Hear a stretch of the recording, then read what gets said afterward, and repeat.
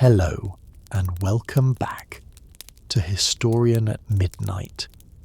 In the autumn of the year 811, in the throne room of a fortified pagan capital called Pliska, tucked into a river valley south of the Danube in what is now northeastern Bulgaria,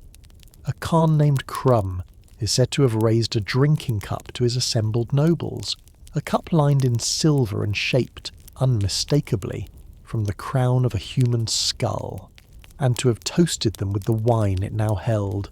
wine drunk from the very head of the man who, only weeks earlier, had marched an entire Byzantine imperial army north across that same river to erase Krum's young state from the map for good. The skull belonged to Nikephoros I, Emperor of the Romans, ruler of the oldest continuously governing state left over from the ancient world, a man who had entered Bulgar territory that July at the head of the largest force his depleted treasury could raise, who had burned Pliska itself to the ground, looted the Khan's own treasury and slaughtered, by the more restrained ancient estimates, several thousand Bulgar men, women and children he found sheltering inside it, and who had then, flush with a victory he judged already complete, lingered in hostile country a few days too long on the march home, allowing Krum's remaining forces to seal every mountain pass leading back out of Bulgar territory, with felled trees and hastily raised palisades, so that when the imperial column finally tried to withdraw through a narrow defile in the Balkan mountains on the night of the 26th of July, it found itself trapped between two walls of timber with nowhere left to run, and was cut to pieces in the dark by a Bulgar army that had spent the preceding days waiting patiently for exactly this mistake. Nikephoros himself died somewhere in that slaughter, one of the very few reigning Roman emperors in the empire's entire 11th century history to fall on a battlefield rather than in a palace bed or a palace coup, and Krum, once his men had recovered the body from among the dead, did not simply display it as a trophy in the manner any number of ancient conquerors before him had displayed a fallen enemy's head. He had it fitted by his own court silversmiths into a ceremonial drinking vessel, its interior lined in precious metal, and used it, by multiple surviving Byzantine accounts written by men who found the detail almost too horrifying to record without visible disgust, at his own royal table for the following 2 years, raising it in toasts before his assembled boyars, seated on low benches around a hall still built in these earliest decades of the Bulgar state, more in the manner of a steppe chieftain's great tent translated into timber and packed earth than of any Roman banqueting chamber, its walls hung with captured Byzantine standards, and its floor still scattered, by more than one account, with the plunder his own men had carried back from Pliska's own recent and successful defence, and inviting his own allies among the Slavic tribes of the region to drink from it as well, a single gesture that fused together in one unforgettable image everything this whole night story is actually about: the sheer, world-shaking presumption of a people the Romans had always called barbarians daring to reach out and take, quite literally in their own 2 hands, the skull of the man who ruled what its own citizens still simply called Rome. That skull cup is, in a sense, the whole shape of this story poured into a single object, because for 3.5 centuries, from the moment a small band of horsemen first crossed the Danube River into Roman territory in the year 680 to the moment, the last independent Bulgarian principality was finally extinguished by a wholly different conqueror riding out of Anatolia at the very end of the 14th century. The Bulgars and the empire the rest of Europe still knew, as Rome remained locked together in one of the longest, strangest and most intimate rivalries in the whole of medieval history, a rivalry that was never simply a matter of raiders on one side of a river and civilization on the other, however badly Constantinople's own chroniclers wanted later readers to believe exactly that. The Bulgars who crossed that river in 680 arrived as pagan steppe horsemen with no cities, no written law, and no god but the sky itself. And within 2 centuries their own rulers were building stone palaces modelled directly on the very capital they periodically laid siege to, worshipping the same Christian god as their Roman rivals, commissioning their own alphabet, their own literature, and their own claim to the imperial title of Tsar, a word that is itself nothing more than the Slavic pronunciation of Caesar, so that the people Roman writers spent 4 centuries dismissing as unwashed barbarians ended their own medieval history not merely fighting Byzantium, but in 2 separate and genuinely successful periods a century apart, building an empire that Constantinople itself was forced, at the point of a sword and more than once at the edge of catastrophe, to recognise as its equal. This is the story of how that happened, how a scattered confederation of steppe clans, pushed out of their own homeland by a stronger neighbour, built out of raw military opportunism and an unmistakable hunger to become everything they had originally set out only to plunder, not 1 but 2 separate Bulgarian empires, each of which grew strong enough to make the oldest continuous state in the Western world genuinely fear for its own survival, and each of which was, in the end, broken not by any inherent weakness in the Bulgars themselves, but by the same patient, ruthless, endlessly adaptable imperial machine that had, across 11 centuries, already outlasted every other enemy that had ever dared to think it could be replaced. Before we drift together into the rest of this long night story, take a quiet moment to like this video, and if you find that these long, unhurried histories are worth the hour they take from your evening, please consider subscribing and helping this small channel on its way toward 1,000 subscribers, a modest number that would nonetheless mean a great deal to this particular corner of the internet, and that only feels worth asking for because I hope you are genuinely getting something out of the time we spend together here.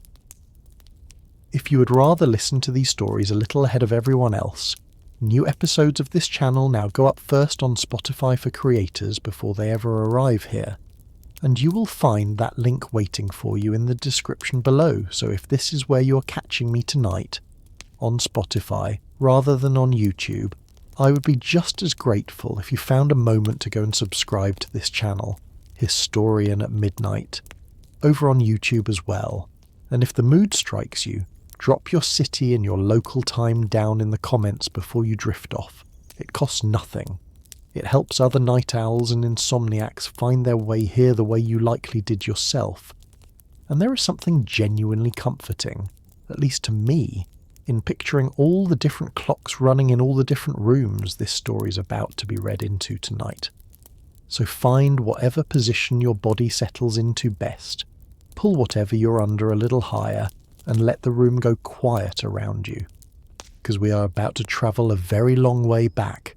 past every crusade and every siege of Constantinople that would come centuries later, to a muddy river crossing on the edge of the known world in the 7th century, where a small, restless people the Romans had barely heard of yet were about to decide, more or less on the spot, that the empire on the far bank was not simply an obstacle standing between them and better pasture, but something worth becoming. A people out of the grass sea. To understand why a Bulgar Khan would ever end up drinking wine from a Roman emperor's own skull, we have to begin a long way from the Danube, out on the open grassland steppe stretching between the Caspian Sea and the Sea of Azov, a landscape of horse, wind, and near-total flatness that had,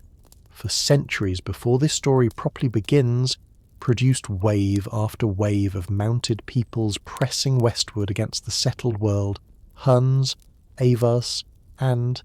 in the middle of the 7th century, a loose federation of Turkic-speaking clans that Byzantine and later chroniclers called, in various spellings, the Bulgars,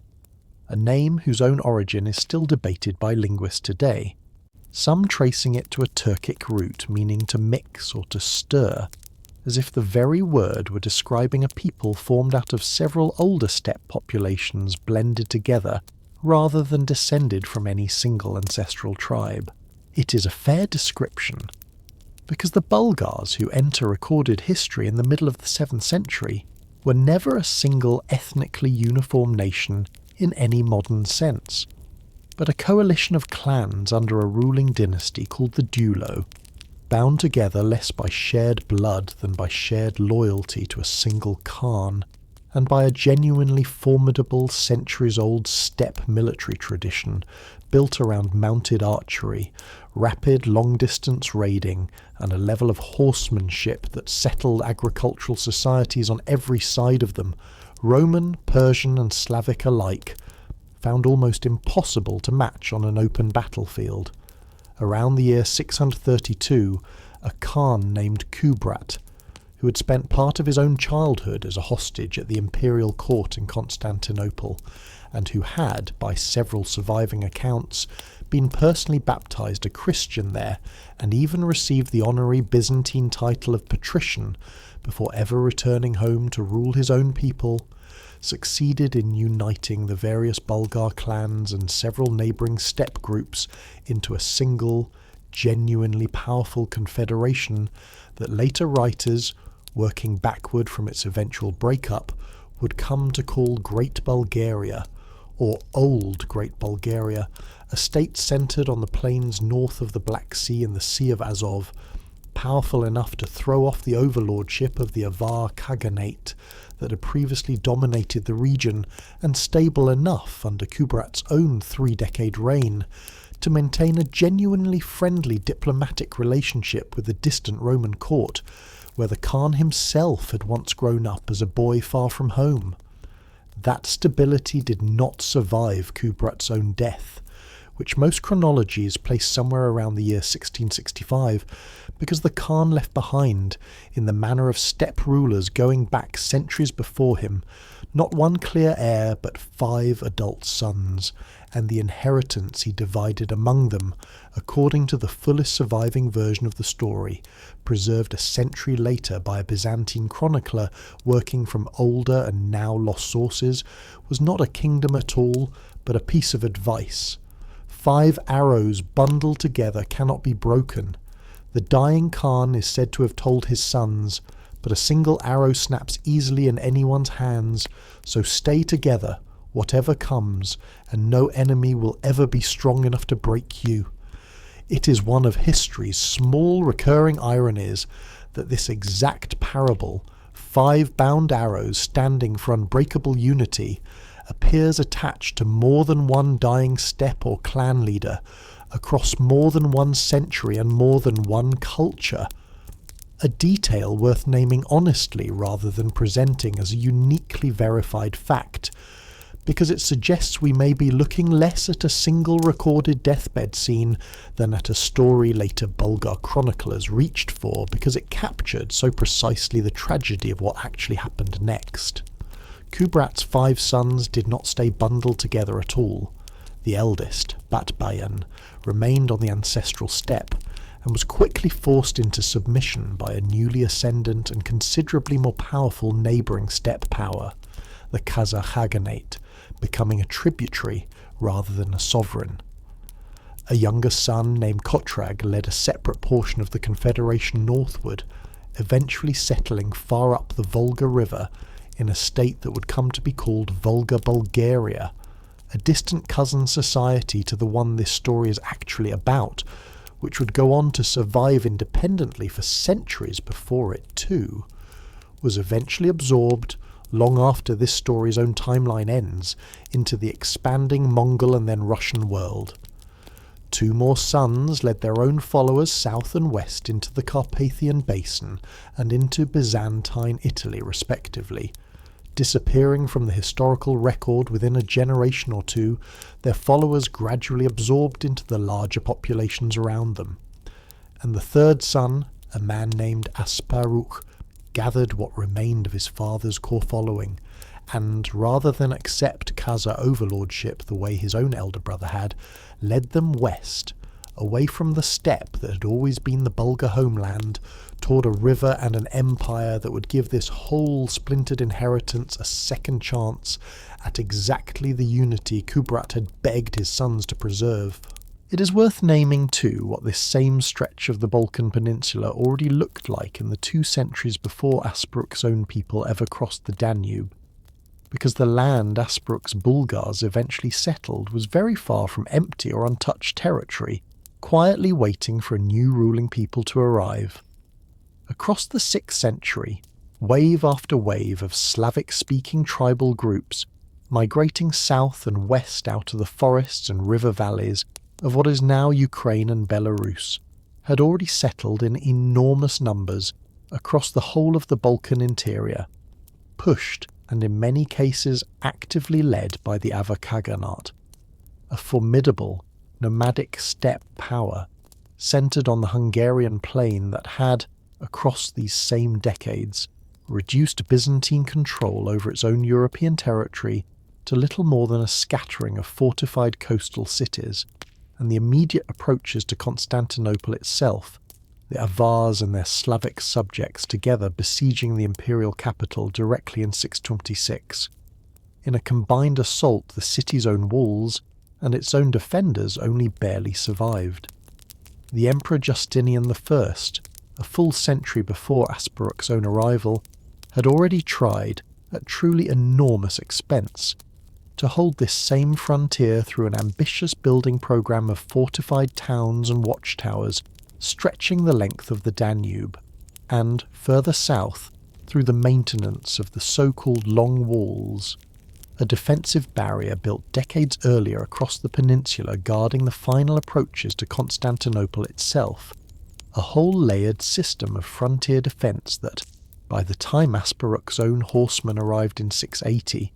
had already been worn down by a century of Avar and Slavic pressure to the point of near total collapse, leaving the empire holding in practice little more than a scattering of walled coastal enclaves across a Balkan interior it still claimed on paper but had, in reality, already lost.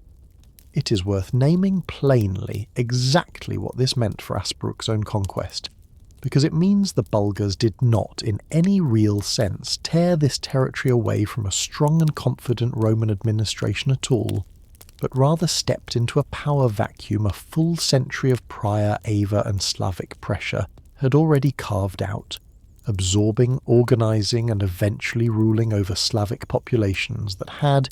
in many cases, already been living south of the Danube, entirely outside effective Byzantine control, for 2 or 3 generations before a single Bulgar horseman ever crossed the river to join them. This detail matters for how fairly this whole story can be told, because it means the Bulgar state was never simply carved by a single, dramatic conquest out of a thriving, fully functioning Roman province, but assembled, patiently, and often through negotiation as much as through raw military force, out of a frontier region the empire's own long decline had already been steadily surrendering for the better part of a century. A river as a beginning. It is worth sitting for a moment with just how strange and how contingent that westward migration actually was, because nothing about it was planned as the founding of a great medieval state, and everything about it in its own moment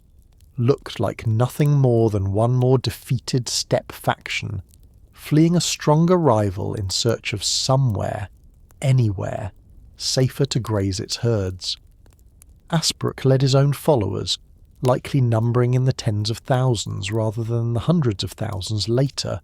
legend would sometimes claim, west across the Dniester and Dniester rivers, and down into the marshy delta region at the mouth of the Danube that Byzantine sources called Onglos, a naturally defensible pocket of wetland and river channel that offered exactly the kind of secure, easily fortified base a people fleeing a more powerful enemy actually needed, close enough to Byzantine territory to raid it, but far enough into difficult waterlogged terrain that Byzantine cavalry, the empire's own most reliable answer to steppe horsemen, could not easily follow them in. From that base, across the final years of the 670s, Asparuh's Bulgars began raiding steadily south across the Danube into Roman-administered Moesia, territory the empire had held, in one form or another, since the days of the original Roman conquest 6 centuries earlier, and the reigning Byzantine Emperor Constantine IV, a ruler who had, only a few years earlier, achieved one of the genuinely pivotal defensive victories in the empire's entire history by breaking a prolonged Arab siege of Constantinople itself with the help of a terrifying new incendiary weapon his own engineers had only recently perfected, a liquid fire that could burn even on the surface of open water, and that the rest of the medieval world would come to know with a mixture of fear and superstitious awe, as Greek fire decided that a fresh barbarian incursion on the empire's Danube frontier could not be allowed to fester unanswered, while Rome itself still bore the scars of the siege it had only just survived.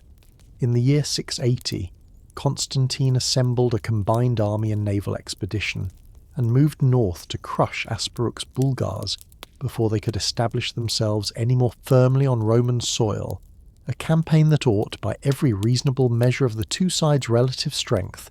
to have ended exactly the way every previous Roman campaign against an overextended steppe raiding party south of the Danube had ended in a swift, punishing and thoroughly forgettable Byzantine victory. It did not end that way. The Byzantine army, having pinned the Bulgars into their own marshy stronghold at Onglos, and apparently preparing for a decisive assault, was thrown into confusion when Constantine himself, suffering from a severe attack of gout that had plagued him for years, was forced to withdraw from the front to seek treatment for his own swollen and agonizing legs, and the rank and file of his own army, seeing their emperor's personal barge turn back toward the rear, concluded, in a spreading and entirely mistaken panic, that the emperor was fleeing the field altogether, and that the battle itself was already lost. What followed was not a Bulgar military triumph achieved through superior tactics on an open battlefield at all, but something considerably stranger and, in its own way, considerably more revealing about how fragile even a genuinely formidable imperial army could become the moment its own chain of command visibly faltered. A Byzantine force that outnumbered and on paper outmatched Asparuh's Bulgars broke and fled in disorganized panic,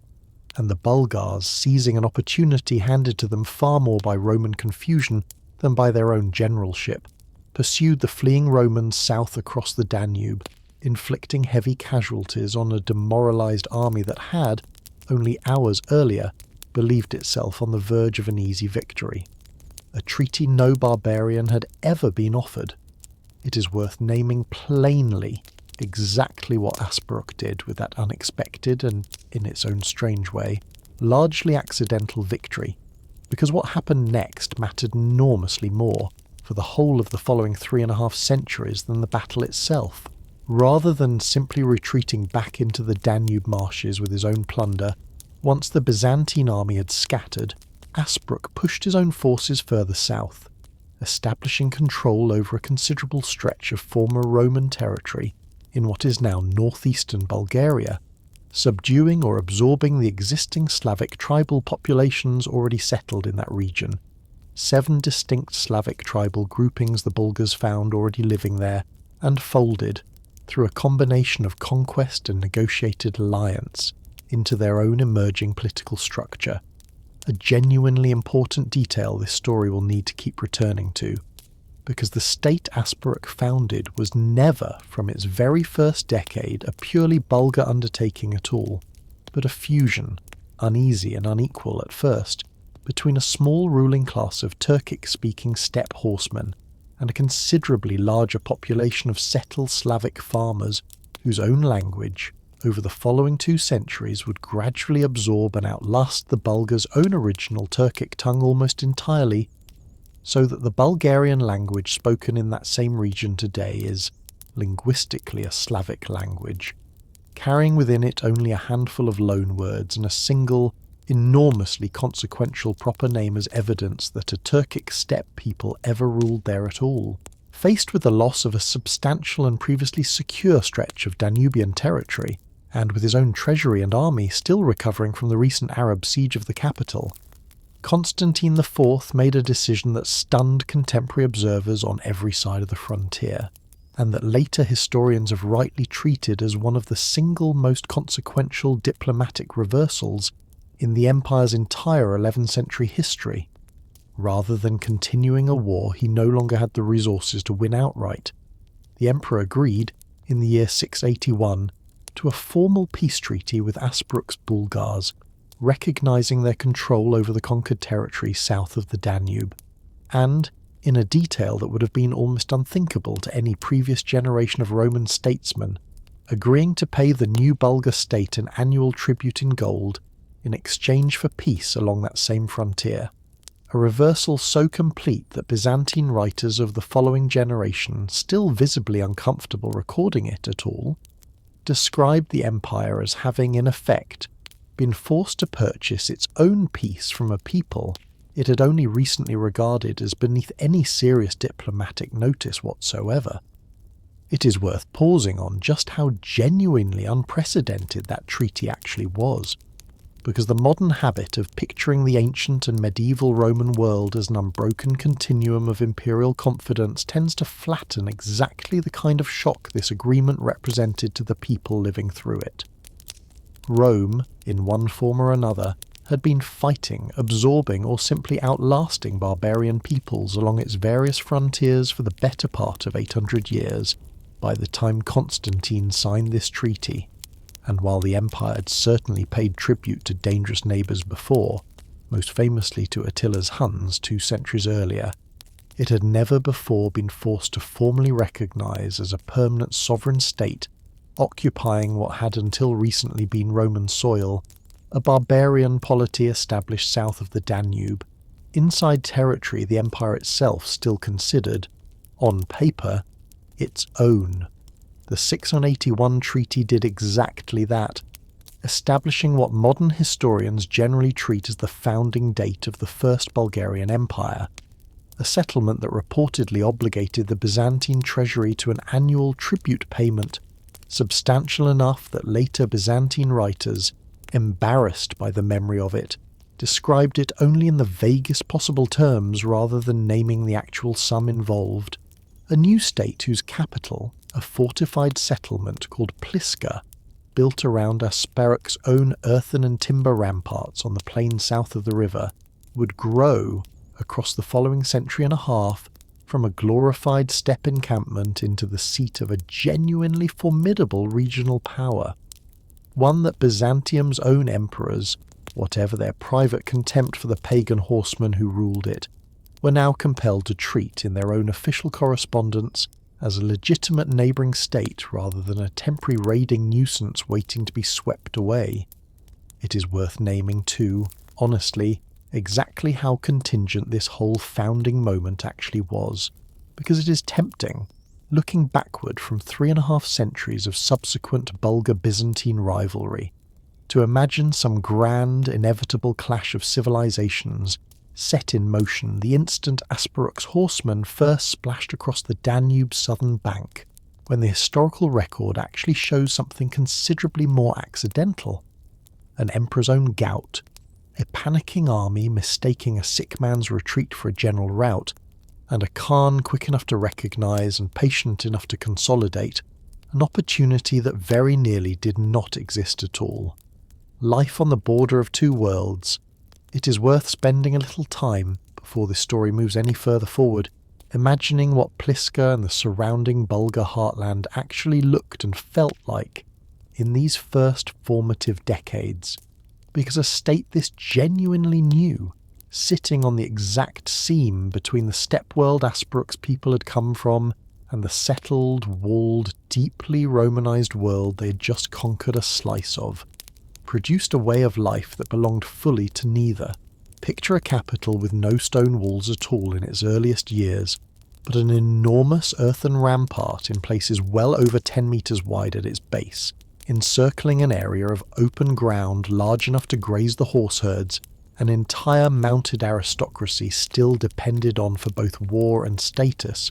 a design that told any visitor immediately that the people who built it had not yet fully abandoned the open plain, even as they settled, for the first time in generations, into a fixed and permanent home. Picture the Khan's own court gathered not in any hall built to Roman or Byzantine specifications, but in structures still recognisably indebted to steppe tent architecture, even where they had begun to be rebuilt in more durable timber and stone.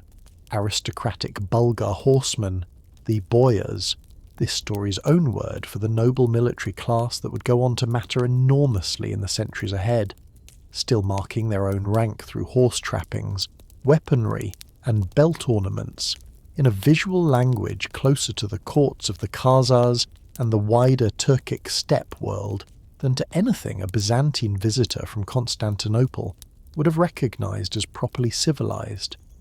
And picture, underneath and around this still pagan Bulgar military elite,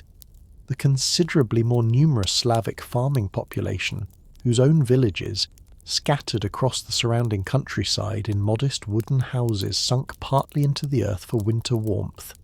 provided the grain, the labour, and, before too many more generations had passed, an increasing share of the ordinary soldiers that kept this whole young state fed and defended. It is worth naming, honestly,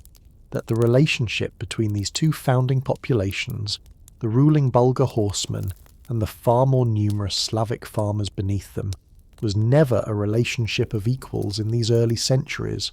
the Bulgar aristocracy extracting tribute, labour and military service from Slavic communities, much as any conquering steppe elite had done to settle populations for centuries before them, and yet it was also, from the very beginning, a relationship neither side could simply walk away from. A Bulgar ruling class too thin on the ground to survive without Slavic manpower and Slavic grain, and a Slavic population too fragmented into small, individually weak tribal groupings to resist Bulgar overlordship on its own,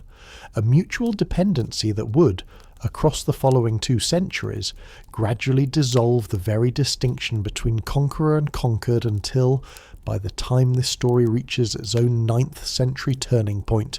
the word Bulgar had already begun to mean something considerably closer to a shared political identity than to any single ethnic group at all. It is worth naming, honestly, before this story follows Asparuh's own successors any further south toward the walls of Constantinople, that almost none of what actually sustained this new state in its earliest decades survives in any chronicle at all, because the Slavic farming villages whose grain fed Bulgar horses and whose sons filled out Bulgar raiding parties left behind no written record of their own whatsoever, not a single surviving name, not a single surviving complaint, in a state that would not develop its own script for another 2 centuries. What we can reconstruct from archaeology and from the much later indirect evidence of how Slavic tribute obligations were eventually formalised under Krum's own 8th century successors is a system in which each Slavic tribal grouping folded into the Bulgar Confederation owed its Bulgar overlords a fixed annual render of grain, livestock, and, in wartime, armed men,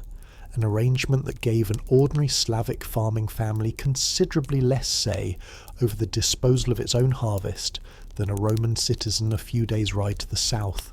whatever a Byzantine chronicler might have written about the barbarism of the people collecting it. It is worth naming, too, that this same asymmetry cut in more than one direction at once, because the Bulgar horsemen who imposed these tribute obligations were themselves a genuinely thin ruling minority, likely never more than a few tens of thousands of individuals presiding over a Slavic population that likely outnumbered them many times over, an imbalance that meant every Bulgar Khan from Asparuh onward ruled always with one eye on the battlefield to the south and one eye on the considerably larger, considerably less visible population beneath his own throne, whose quiet, unchronicled cooperation his entire state depended on considerably more than any single treaty with Byzantium ever did. It is worth naming, too, that peace along this same frontier, whenever actually held, produced its own quieter economy, alongside the raiding and the tribute. Fortified border markets, established by treaty at fixed points along the Bulgar-Byzantine frontier, and permitted to operate only under closely negotiated terms, where Bulgar traders exchanged furs, wax, honey and slaves taken in campaigns against still unconquered Slavic tribes further north for Byzantine wine, olive oil, fine cloth and manufactured goods no workshop within Bulgar territory could yet produce. A genuinely steady undercurrent of ordinary commerce running beneath even the most hostile stretches of this whole long rivalry. Proof that two peoples who spent this many centuries burning each other's capitals never actually stopped needing and quietly trading with one another in between. It is worth naming too that archaeologists excavating the burial grounds surrounding Pliska from these same earliest decades have recovered a genuinely striking physical record of this same layered, unequal society. Graves of mounted Bulgar warriors furnished with weapons, horse harness, and, in a number of documented cases, the remains of a sacrificed horse buried alongside its own rider in a manner directly continuous with older steppe funerary custom, set within the very same cemeteries as the considerably plainer graves of the Slavic farming population living around them. Two distinct funerary traditions sharing a single stretch of ground for generations before either one fully absorbed the other. Tervel and the walls of the world. The Bulgar state Asparuh had founded did not simply consolidate quietly once its founding treaty was secured, because within a generation of his death, sometime around the year 700, his son and successor, a Khan named Tervel, found himself drawn directly into the internal politics of the very empire his father had just fought to a standstill, in an episode that reveals, better than almost any other single moment in this early period, just how quickly the relationship between Bulgar and Roman power had already grown more entangled than any simple story of barbarian versus civilization could capture. In 695, a Byzantine emperor named Justinian II had been overthrown in a palace coup, his nose slit in the traditional Byzantine mutilation, meant to permanently disqualify a deposed ruler from ever reclaiming the throne, and exiled to a remote outpost on the Black Sea's northern shore, only for the mutilated former emperor, a man whose own nickname, Rhinopmetos, the slit-nosed, followed him for the rest of his eventful life, to escape captivity roughly a decade later and make his way, by a genuinely improbable route through Khazar territory, to the court of Tervel himself, seeking Bulgar military assistance to reclaim the throne Byzantine politics had stripped from him. Tervel, recognising in this desperate, disfigured exile a genuine opportunity to extract concessions from whichever regime ultimately controlled Constantinople, agreed to help, and in the year 705 marched a Bulgar army south, alongside Justinian's own small following, appeared before the walls of Constantinople itself, and, according to the fullest surviving account, helped Justinian's men gain entry into the supposedly impregnable capital through a little-used water conduit under the city's own defences, restoring the mutilated emperor to his throne in a coup, every bit as sudden and as unlikely as the one that had originally removed him. In gratitude, Justinian granted Tervel the Byzantine court title of Caesar, an honour of genuinely enormous symbolic weight that had, until that moment, never once been bestowed on a foreign non-Roman ruler in the entire history of the empire, and had the Bulgar Khan seated beside his own imperial throne during a subsequent public ceremony in the capital's hippodrome. The startling image of a pagan steppe ruler enthroned, however temporarily and however transactionally, at the very centre of Roman imperial ceremony itself, a full century and a half before any Bulgar ruler would formally convert to the Christian faith the empire around him practiced. It is worth naming too that this same alliance, transactional and short-lived as it ultimately proved to be, positioned Tervel's Bulgars to play a role in one of the single most consequential defensive victories in the whole of medieval European history, only 12 years later. in 717, an enormous Arab army and fleet, dispatched by the Umayyad Caliphate at the height of its own explosive 7th and early 8th century expansion, arrived before the walls of Constantinople, determined to accomplish what an earlier Arab siege had failed to achieve half a century before, the outright conquest of the Roman capital itself, an event that, had it succeeded, would very plausibly have reshaped the whole subsequent religious and political map of southeastern Europe in ways this story's own listeners would scarcely recognise today. The siege that followed, conducted through a brutal winter of starvation, disease, and repeated failed assaults against Constantinople's famously formidable land and sea walls, stretched on for the better part of a year, and it was in the spring of 718, as the exhausted and increasingly desperate Arab besiegers found themselves squeezed between the city's still unbroken defences and a relief effort mounted from the north, that Tavel's Bulgar army intervened decisively, engaging and, by the more detailed surviving accounts, inflicting catastrophic casualties on the besieging force, with some ancient chroniclers reporting Arab losses in the tens of thousands in the fighting that followed Bulgar intervention alone, a figure modern historians treat with real and appropriate caution, given how routinely medieval casualty figures were inflated for rhetorical effect, but that nonetheless points toward a genuinely significant military contribution rather than a merely symbolic one. The siege was broken shortly afterward,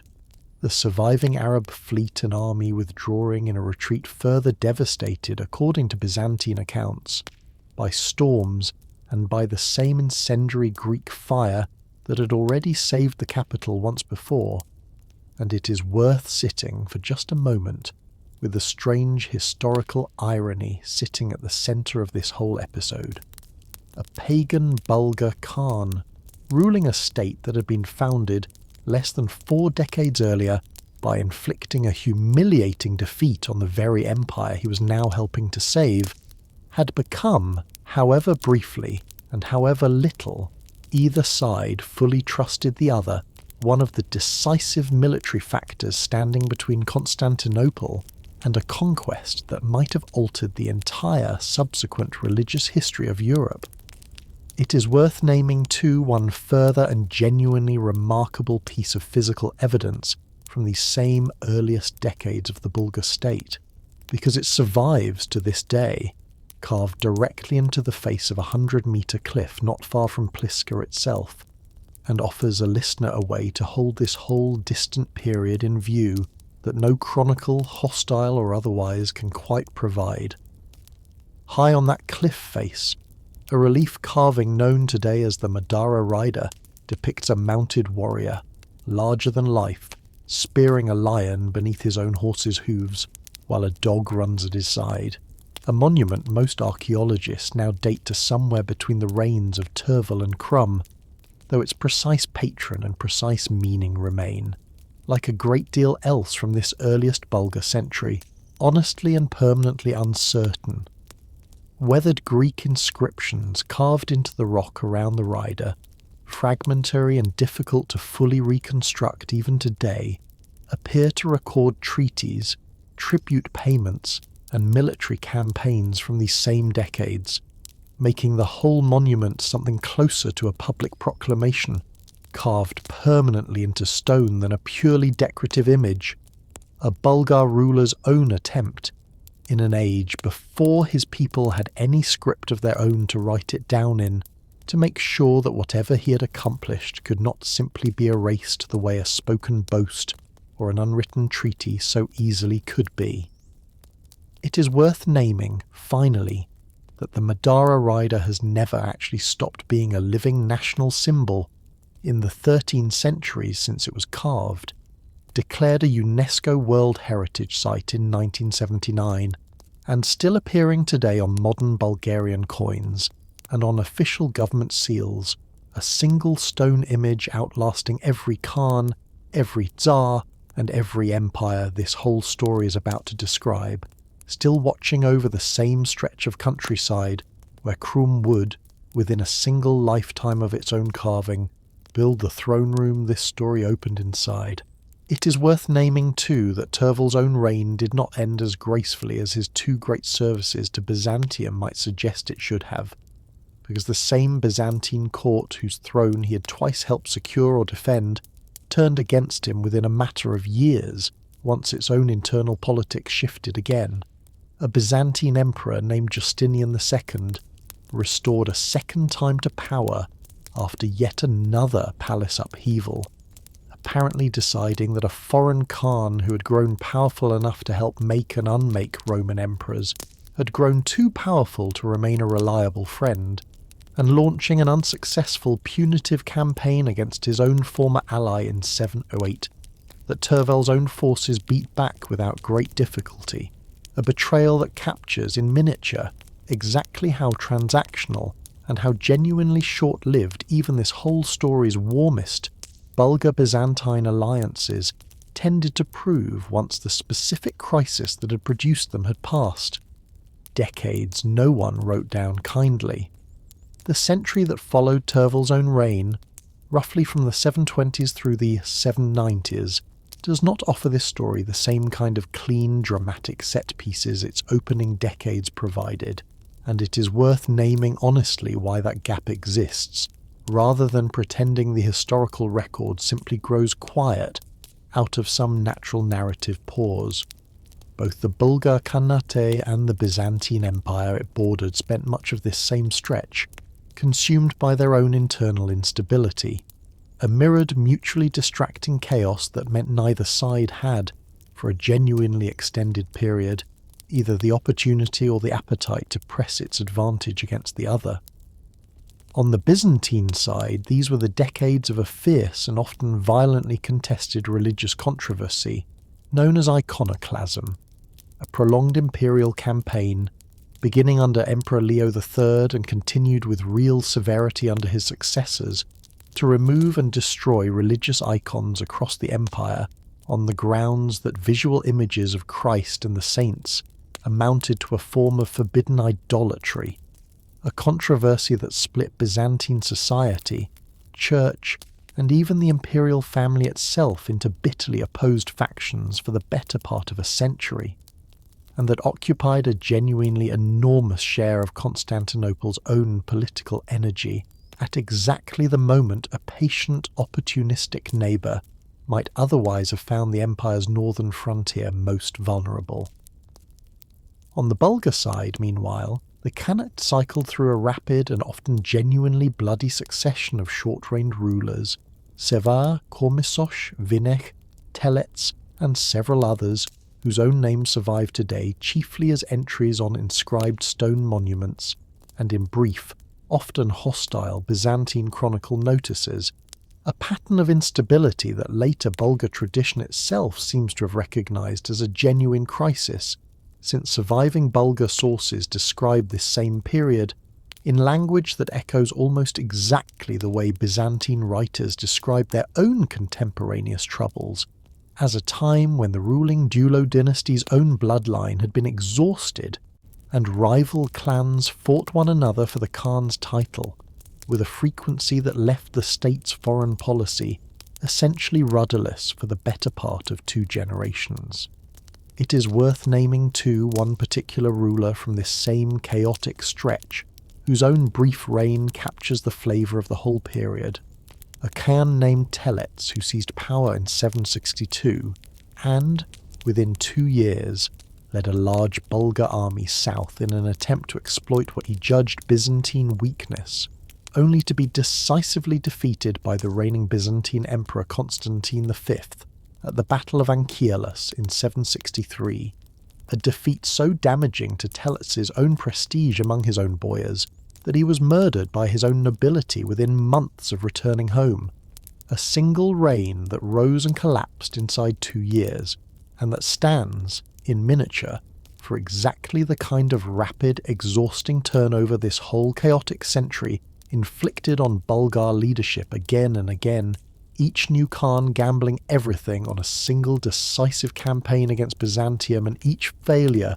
costing the gambler his own life at his own court's hands rather than on any Byzantine battlefield. Krum the Terrible.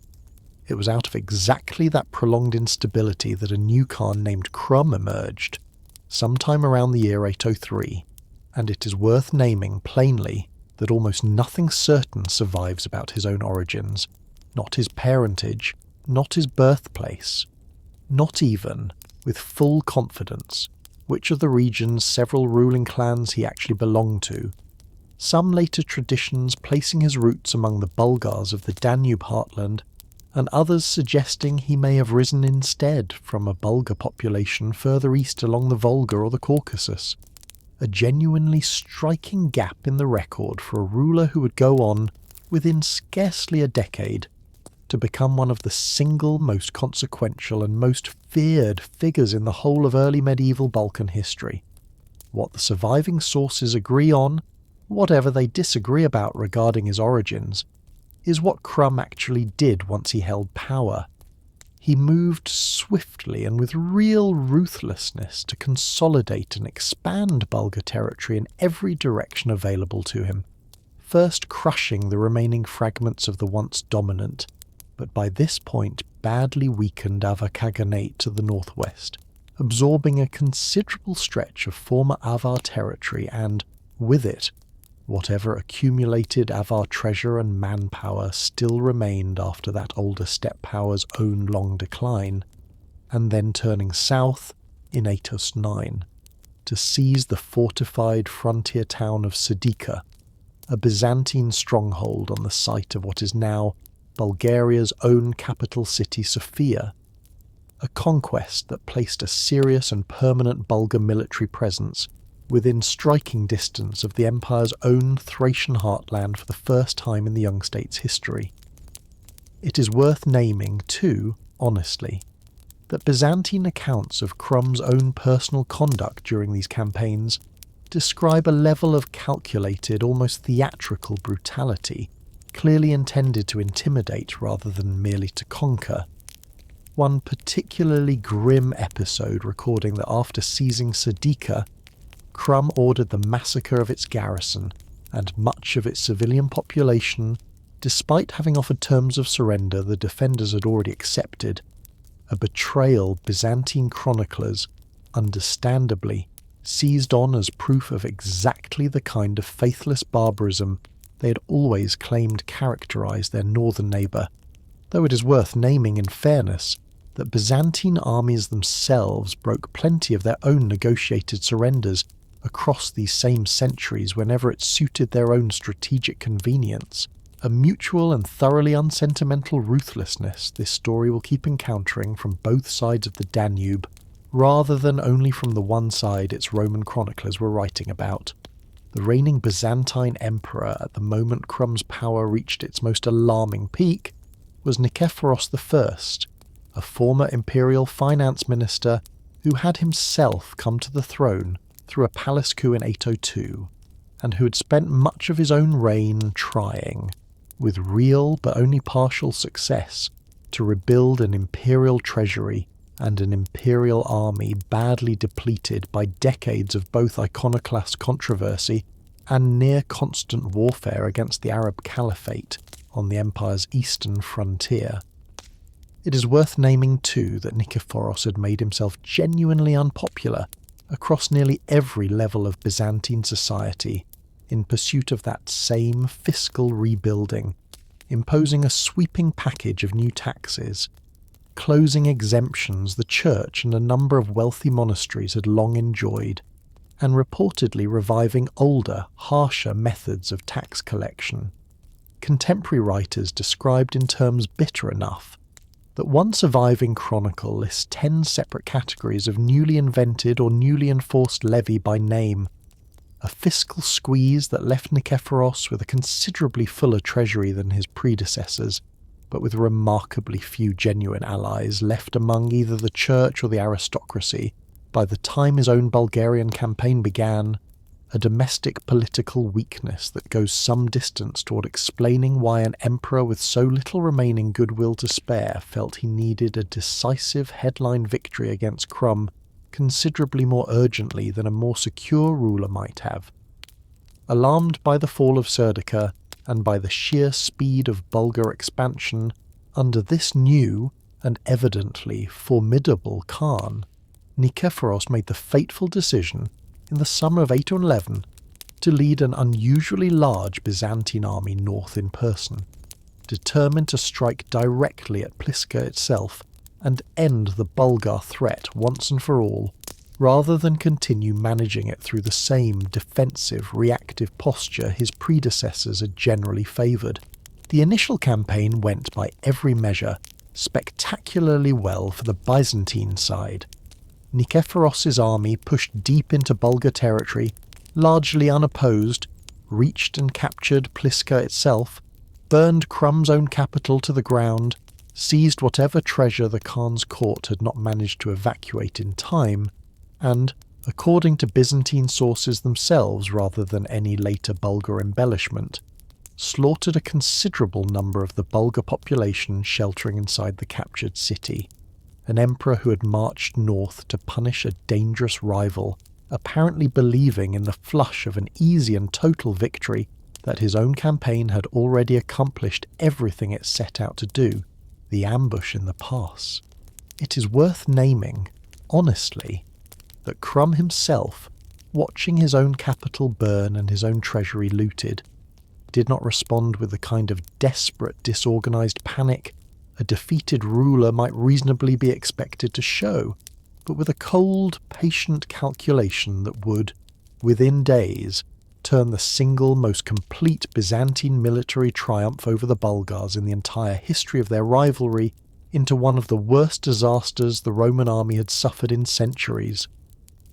Rather than risking his own remaining forces in a direct confrontation with an imperial army that had just demonstrated its own considerable strength,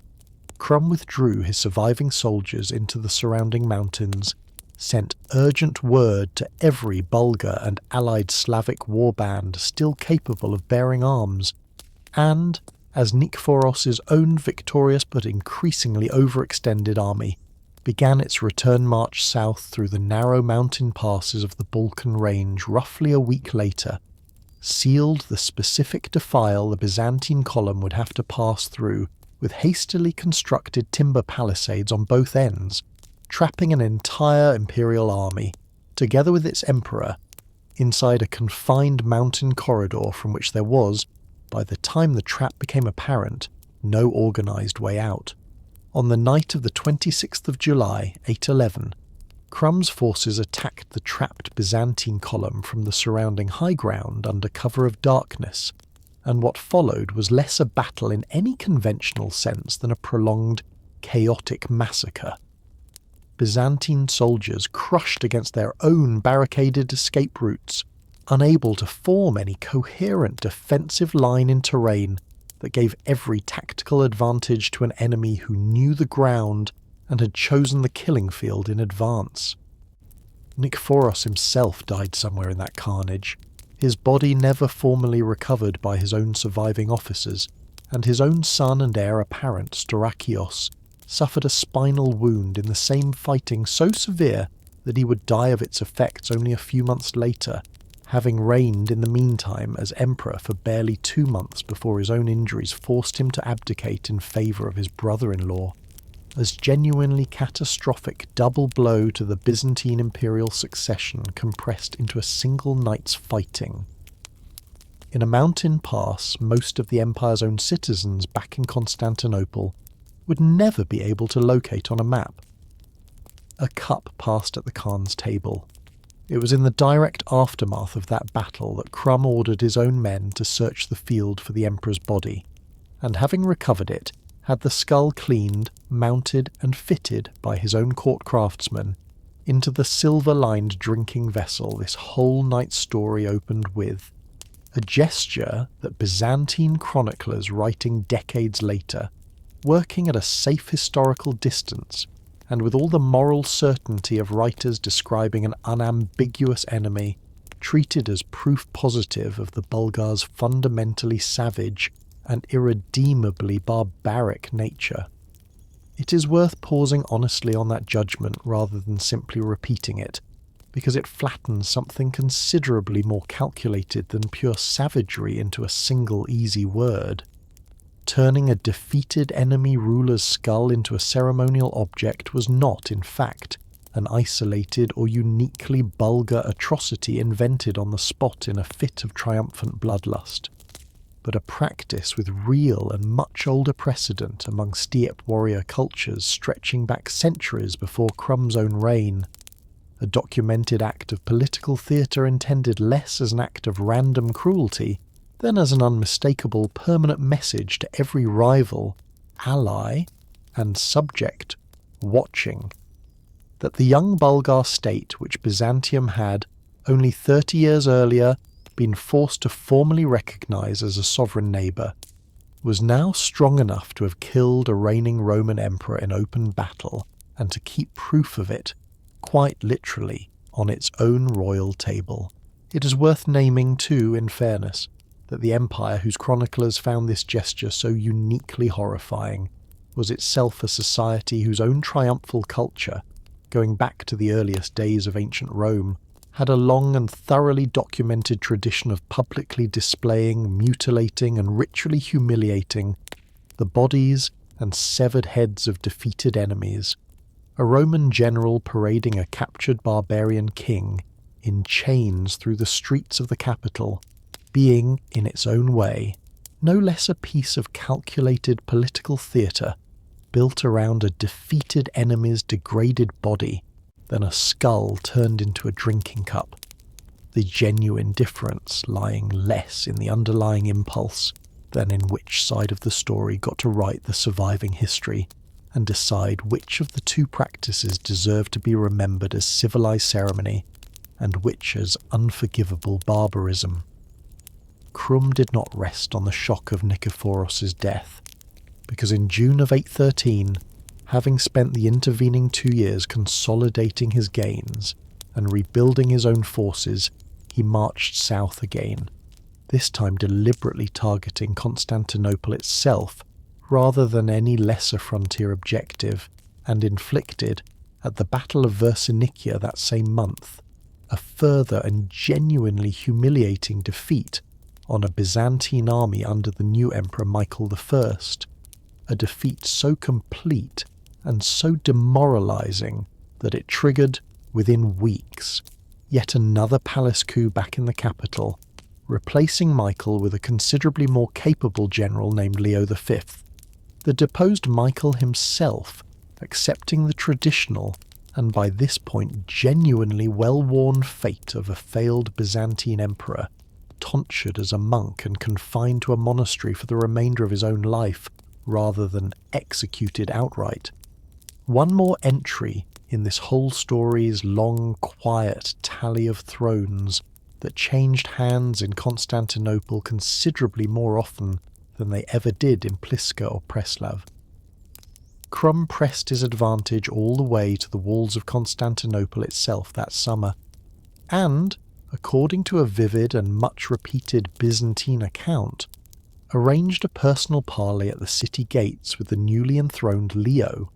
a meeting that, by the Byzantine version of events, Leo used as cover for a failed assassination attempt against the Bulgar Khan, an act of treachery Krum, having narrowly escaped with his life, answered by devastating the surrounding Thracian countryside, with a fury contemporary accounts describe as genuinely without precedent, even by the standards of a rivalry that had already produced Nikephoros' own skull cup, burning towns, churches and monasteries across the region, and, in the more lurid surviving accounts, marching a considerable number of captured Byzantine prisoners north into Bulgar territory as forced settlers, a resettled Christian population that, though scattered and initially without any formal legal standing inside a still fully pagan Bulgar state, would go on, across the following half-century, to form one part of the small but steadily growing Christian community inside Bulgar territory, whose own continued presence and whose own periodic martyrdoms under Omutag's own later persecution this story has already named, a genuinely unplanned seed, Krum's own devastation of Thrace planted without ever intending to, one that would not fully flower until Boris's own conversion 2 generations later. Krum did not live to complete whatever final assault on Constantinople itself he was reportedly planning for the following spring, dying suddenly, and by some accounts violently, in the early months of 814, on the eve of a renewed campaign that a great many contemporaries on both sides of the frontier genuinely believed might finally succeed where the Arab siege of a century earlier had failed,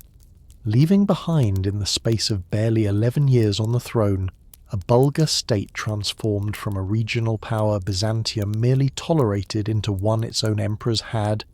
twice within a single decade, been forced to fear for the survival of their own capital, a law code carved for a still pagan people. It is worth naming too, honestly, that Krum was very far from being only a ruthless conqueror, because the same Khan whose military campaigns produced a skull cup and a devastated Thracian countryside also left behind in a genuinely striking and often overlooked legacy, one of the earliest documented law codes of any early medieval Slavic adjacent society, preserved for later historians not in any Bulgar chronicle at all, but remarkably in a Byzantine encyclopedic reference work known as the Suda, compiled more than a century after Krum's own death, whose anonymous compilers apparently thought his legal reforms significant enough to record in some detail, even while writing, in every other section devoted to the Bulgars, in the same dismissive and hostile register the rest of Byzantine literature generally reserved for them. Krum's laws, as the Suda records them, addressed themselves to problems that suggest a ruler genuinely concerned with the internal order and moral discipline of a rapidly expanding and still only loosely unified state, rather than merely with conquest for its own sake. A law mandating that any person caught begging while physically capable of work should have his property confiscated, on the theory that poverty bred through idleness weakened the whole community's collective strength. A law prescribing severe punishment, including death, for false witness in legal disputes on the grounds that a state whose own courts could not be trusted to establish the truth had no real foundation to build anything else upon. And, in the single most frequently cited and most genuinely striking provision, a law ordering the systematic destruction of vineyards across Bulgar territory, an attempt, however extreme and however impossible to fully enforce, across a population that had likely been cultivating wine grapes for generations before Krum's own reign, to curb what he apparently regarded as a corrosive and destabilizing culture of drunkenness among his own people, a genuinely fascinating contradiction to sit with for a moment. A Khan whose own most infamous historical legacy involves drinking wine from an enemy's skull, simultaneously legislating, with evident seriousness, against the very grapevines that would have supplied that same wine in the first place. It is worth naming, too, that Krum's own military campaigns in these same years reached considerably further than the single conquest of Sedika this story has already described, because it was Krum who dealt the final blow to the once dominant Avar Khaganate this story has already met, exploiting a power the Avars had already been left badly weakened by an earlier and separate Frankish campaign under Charlemagne himself, absorbing a considerable stretch of former Avar territory, along with whatever treasure, manpower and captured Byzantine and Frankish military technology still remained in Avar hands after that older steppe power's own long decline, a conquest that gave Krum's own armies access to siege equipment and tactical knowledge no previous Bulgar Khan had ever possessed. And that goes some distance toward explaining exactly how a state that had, only a generation earlier, still relied chiefly on open-field mounted raiding suddenly found itself capable of assaulting fortified Byzantine towns with genuine and repeated success. It is worth naming, too, that the massacre at Serdica in 809, terrible as it undoubtedly was not an isolated atrocity but part of a considered strategy Krum pursued deliberately across nearly every campaign of his own reign, terrorizing captured populations specifically to discourage the next fortified town in his path from attempting any prolonged resistance at all, a calculation that, by the brutal logic of early medieval siege warfare, very often worked exactly as intended, a number of smaller Byzantine frontier settlements choosing to surrender on Krum's own terms rather than risk the fate Serdica's own garrison had already suffered. It is worth naming, too, exactly how the Bulgar state actually governed the considerable territory Krum's own campaigns had won it, because this was never, even in its own still pagan earliest decades, a purely personal or purely military structure resting on the Khan's own word alone. Beneath the Khan, Bulgar government rested on a formal council of 6 great boyars, drawn from the most senior noble families and holding specific named administrative titles, the Kavkan serving as something close to a chief minister and the Ichagu boiler overseeing the Khan's own inner court and household, a structure genuinely sophisticated enough that Byzantine diplomats negotiating with the Bulgar court found themselves dealing with recognizable titled officials rather than the loose, informal tribal leadership Constantinople's own writers so often assumed must lie behind any barbarian throne. It is worth naming, too, that provincial administration rested on a further layer of regional governors called comites, a title borrowed directly, like so much else in this story, from the Byzantine world next door, each one responsible for a specific fortified district, or comitat, along the kingdom's own frontiers, a genuinely functioning bureaucratic apparatus that Krum's own son Omatag inherited fully formed and would spend his own considerably quieter reign refining rather than reinventing. Omatag and the boundary stones, Krum's son and successor, a Khan named Omatag, who reigned from 814 until roughly 831, inherited a state riding at the absolute peak of its early military prestige, and rather than pressing that advantage into further conquest, chose instead, in a decision that reveals a genuinely different and considerably more patient style of statecraft than his own father had practiced, to negotiate a formal 30-year peace treaty with Byzantium in 815, a genuinely remarkable diplomatic achievement that held, with only minor friction, for essentially the entire remainder of Omatag's own 17-year reign, a stability that followed a genuinely uncertain handful of months after Krum's own sudden death in early 814, when the still unfinished business of a planned renewed assault on Constantinople itself, and the question of who would actually inherit a throne Krum had occupied for barely 11 years,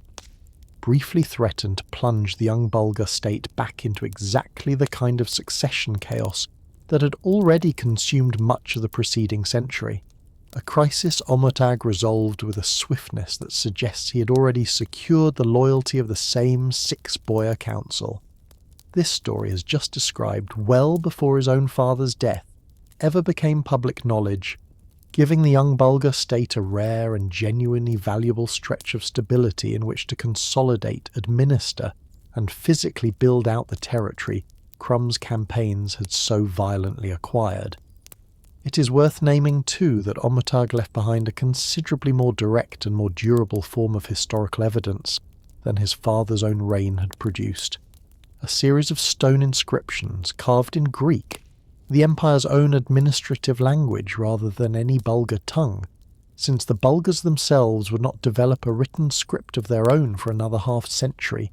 erected at intervals along the newly agreed frontier and at other significant sites across Bulgar territory, several of which survive and remain legible to modern archaeologists and historians today, recording, in the Khan's own words, details of his building projects, his military campaigns, and, in one particularly evocative surviving fragment, a genuinely striking piece of pagan Bulgar theology, an inscription in which Omatag distinguishes explicitly between man's mortal, earthly life and what he calls the divine Son, God's own eternal nature, describing himself in the careful formal Greek his own scribes had been trained to use, as ruler by the grace of this same divine power, an inscription that offers modern readers one of the very few surviving glimpses in the Bulgars' own words rather than in a hostile Byzantine chronicler's second-hand account of what this still fully pagan society genuinely believed about its own place in the cosmos. Only a generation before its rulers would abandon that same theology for Christianity almost entirely. It is worth naming too, honestly, that Omatag's own reign, for all its genuine administrative achievement, included a considerably darker chapter that later, Christian-era Bulgarian tradition would come to remember with real reverence. Because the Khan pursued, across these same years, a documented and at times genuinely severe persecution of the growing number of Christians already living within Bulgar territory, chiefly Byzantine captives and settlers absorbed during Krum's own earlier campaigns, whose continued adherence to a foreign religion Omatag appears to have regarded as a genuine threat to the still fragile pagan unity underpinning his own authority. Surviving Byzantine and later Bulgarian ecclesiastical sources record the martyrdom, under Omatag's own reign and that of his immediate successors, of a number of Christians who refused to renounce their faith even under threat of execution, among them, in later and considerably more elaborated hagiographic tradition, a young Bulgar nobleman named Enravota, a son of Omatag himself, whose own conversion to Christianity and subsequent execution by his own brother and successor for refusing to abandon it would, generations later, be remembered by the Bulgarian Orthodox Church as the faith's first Bulgarian martyr, a genuinely poignant detail to sit with for a moment, that the very ruling family whose own patriarch had commissioned stone monuments celebrating a pagan son, God would, within 2 generations, produce both a martyr for the rival Christian faith, and, in Boris I,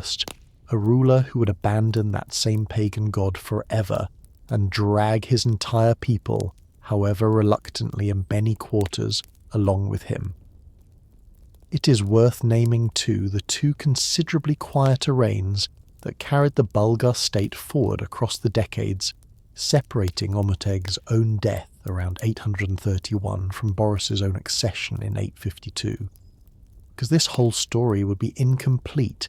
if it simply skipped from one dramatic Khan to the next, without acknowledging the more patient, less spectacular work of consolidation that filled the years between them.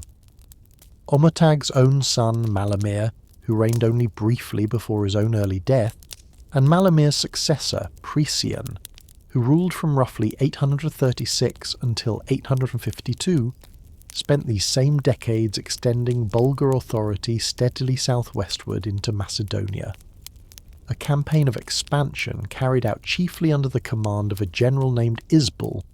whose own name survives today only because he had it carved, in the by now familiar Bulgar custom, onto a stone inscription recording his own campaigns and his own long service to 3 successive Khans, a rare surviving voice from outside the ruling dynasty itself in this whole early period. It was this same steady Macedonian expansion under Presian that first brought a substantial and lasting Bulgar political presence into the region surrounding Ohrid, the very lake and town that would, only a few decades later, become the second great centre of the Slavic literary culture this story is about to describe, so that the ground Clement and Naum would eventually build their own school upon had already been prepared, a full generation earlier, by soldiers and administrators whose own names now survive, if they survive at all, only in a handful of weathered inscriptions rather than in any properly remembered chronicle, the Pull of the Purple. It is worth pausing here, before this story turns to that conversion directly, to name plainly the deeper current running beneath everything this section has already described, because the Bulgar Khans of the 8th and early 9th centuries were never simply raiding a wealthier neighbour for plunder and calling it a rivalry, but were, whether they fully admitted it to themselves or not, circling something they had begun, almost against their own instincts, to genuinely want to become. Every Bulgar embassy that travelled south to Constantinople to negotiate a treaty, ransom a captive, or simply observe the empire's own diplomatic ceremonial returned home, describing a city of a size, wealth, and architectural sophistication that had no real equivalent anywhere else the Bulgars had ever encountered. Domed churches sheathed in gold mosaic, a harbour crowded with merchant ships from a dozen different trading nations, an imperial court whose elaborate rituals of dress, precedence, and address had been refined across 8 centuries of continuous practice, and a walled circuit of fortifications that had, across that same 8 centuries, turned back siege after siege that ought, by any reasonable military calculation, to have succeeded. It is worth naming honestly that Tervel's own brief enthronement beside a Byzantine emperor in 705 and Krum's own careful adoption of Greek language inscriptions to record his own laws and victories only a century later were not isolated diplomatic curiosities, but early, tentative signs of exactly this same gravitational pull. A still pagan warrior aristocracy that had originally crossed the Danube to escape a stronger neighbour, on the steppe finding itself drawn, campaign by campaign and embassy by embassy, toward the considerably subtler ambition of one day being mistaken by the rest of the civilized world for Rome's own legitimate equal rather than merely its troublesome northern neighbour, an ambition that would, within 2 more generations, finally compel a Bulgar ruler to make the single most consequential decision in the whole of his people's early history. Boris chooses a god. That ruler was Boris I, who came to the Bulgar throne in 852 and who inherited, alongside a genuinely formidable regional power, a set of strategic anxieties his predecessors had never fully had to confront in quite the same combination. Because by the middle of the 9th century, the Bulgar state found itself squeezed, for the first time in its history, between 2 considerably more sophisticated Christian powers on nearly every side, the Byzantine Empire to the south, and to the northwest, the rapidly expanding Frankish kingdom of Louis the German, a grandson of Charlemagne himself whose own missionaries and diplomats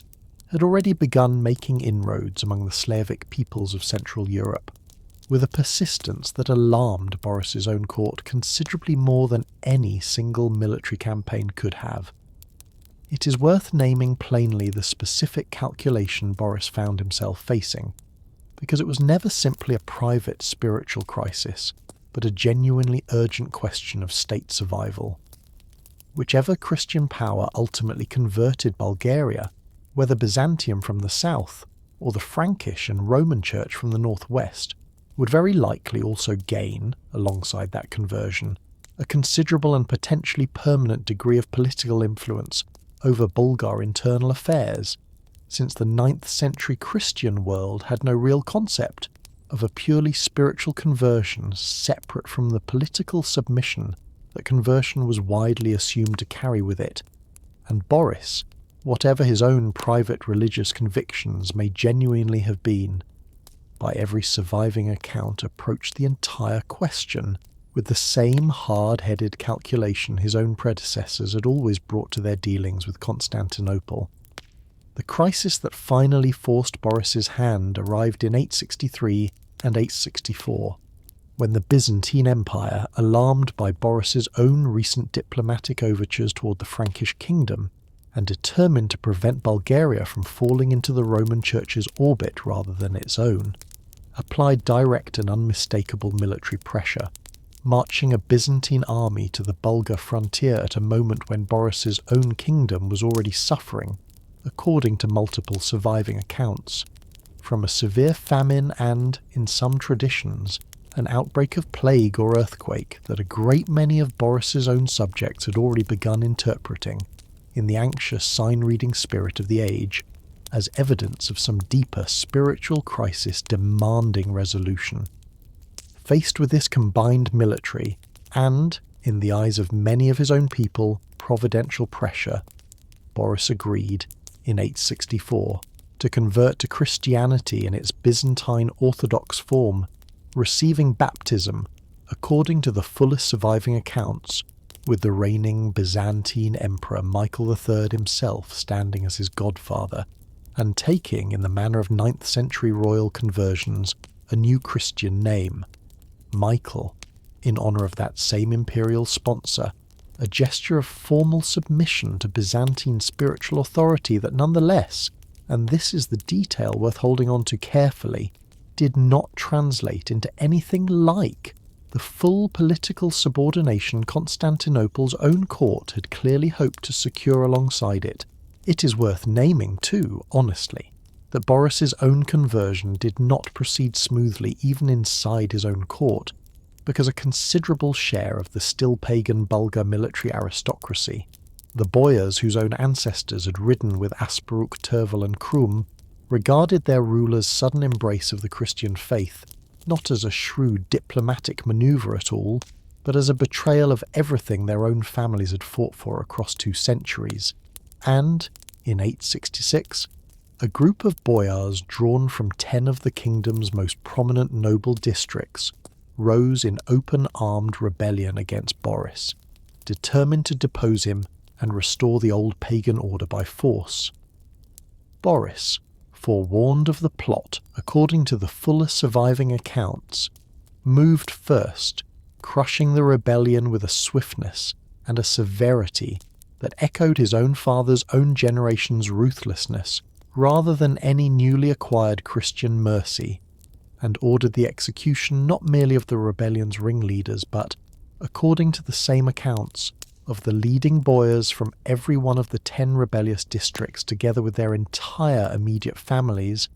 a purge medieval sources describe running to 52 noble households destroyed in a single deliberate act of political consolidation.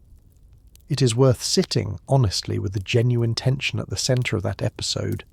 because the same ruler the Bulgarian Orthodox Church would go on to canonise as a saint and an apostle to his people secured the very conversion his own sainthood rests on, through a massacre of his own nobility every bit as ruthless, in its own way, as anything Krum had ever inflicted on a defeated Byzantine army. A reminder that the line separating a ruthless conqueror from a sainted founder was, in this particular corner of medieval history, considerably thinner than either side's own later chroniclers cared to admit. It is worth naming too that the pagan boyars who rose against Boris were not simply defending an abstract religious preference, but a whole inherited social and military order built, across 2 centuries, around a sun-god theology. This story is already glimpsed in Omertag's own stone inscriptions. A warrior aristocracy that had every reason to fear that a new, foreign, Byzantine-aligned faith would come bundled sooner or later with exactly the kind of foreign political influence their own state had spent 2 centuries fighting to keep at bay. A fear that would, in fact, prove at least partly justified only a few years later, once the earliest Greek clergy Constantinople sent to Bulgaria began openly favouring Byzantine cultural and liturgical practice over any distinctly Bulgarian expression of the new faith, a tension Boris's own subsequent embrace of Cyril and Methodius's Slavic language mission would go a very long way toward resolving. It is worth naming too that Boris marked his own new faith in stone at Pliska itself almost immediately, commissioning what archaeologists today call the Great Basilica, a church whose excavated foundations reveal a building well over 90 metres in length, considerably larger than most contemporary churches anywhere in the Byzantine world, an unmistakable and quite deliberate architectural statement that the still new Bulgarian church intended to be measured against Constantinople's own grandeur, rather than treated as some modest provincial afterthought to it. a crown, or a cross. It is worth naming honestly exactly how skillfully Boris managed the years immediately following his own baptism, because rather than simply accepting Byzantine ecclesiastical authority as a fixed and permanent condition of his people's new faith, he spent the following 6 years playing Constantinople and Rome against one another with a diplomatic sophistication that would have done credit to any of the more celebrated statesmen this story has already met, sending an embassy to Pope Nicholas I in Rome in 866, with a long and genuinely detailed list of questions about Christian doctrine and practice, questions the Pope answered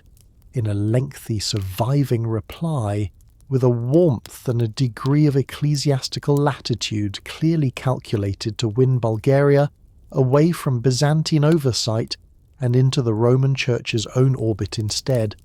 an offer that briefly succeeded in bringing Latin Rome-affiliated clergy into Bulgaria to replace the Greek priests Byzantium had originally sent. Constantinople, alarmed at the prospect of losing its own newest and most strategically important convert to its rival in Rome,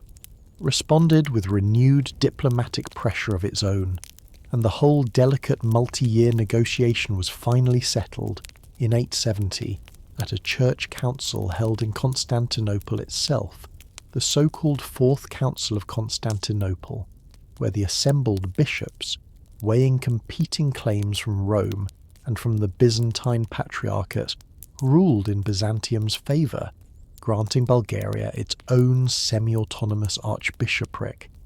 directly answerable to Constantinople rather than to Rome, but with real and substantial local authority over its own internal church affairs, a settlement that gave Boris considerably more genuine autonomy than a straightforward Byzantine ecclesiastical annexation would have, while formally keeping Bulgaria within the Orthodox rather than the Latin Christian world for the whole of its subsequent history, a decision whose linguistic and cultural consequences would still be shaping the identity of an entire region of Europe more than 1,000 years later. The alphabet that outlived every empire that made it. It is worth naming now the single most consequential and most enduring legacy of Boris's own reign, because it did not come from any battlefield or any treaty at all,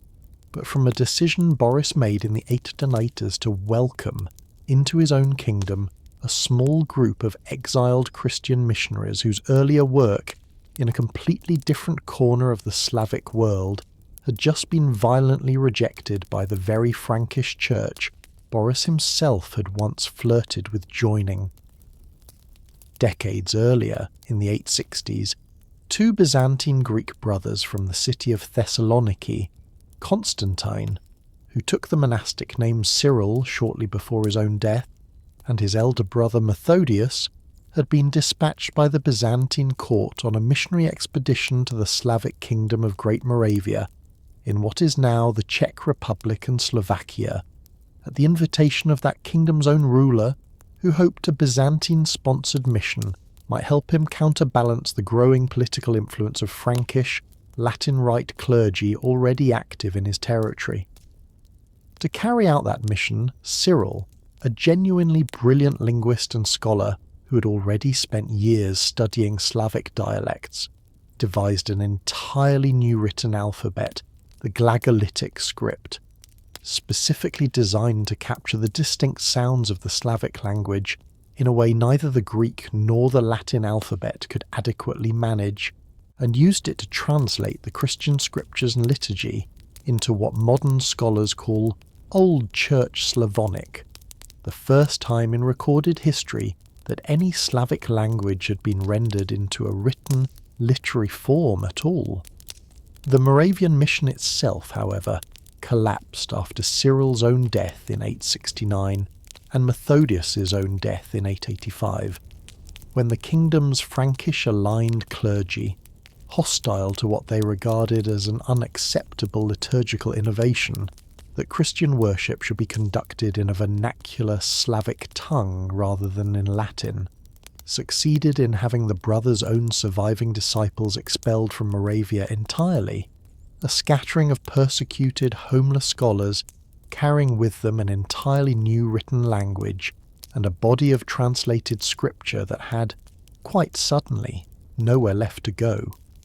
It was Boris who gave them somewhere to go, welcoming a group of these exiled disciples, chief among them 2 scholars named Clement and Naum, into Bulgaria in 886, and establishing, under their direction, 2 major centres of Slavic literary and religious education, one at Ohrid in the southwestern part of his kingdom, and another at the Bulgarian capital of Preslav itself,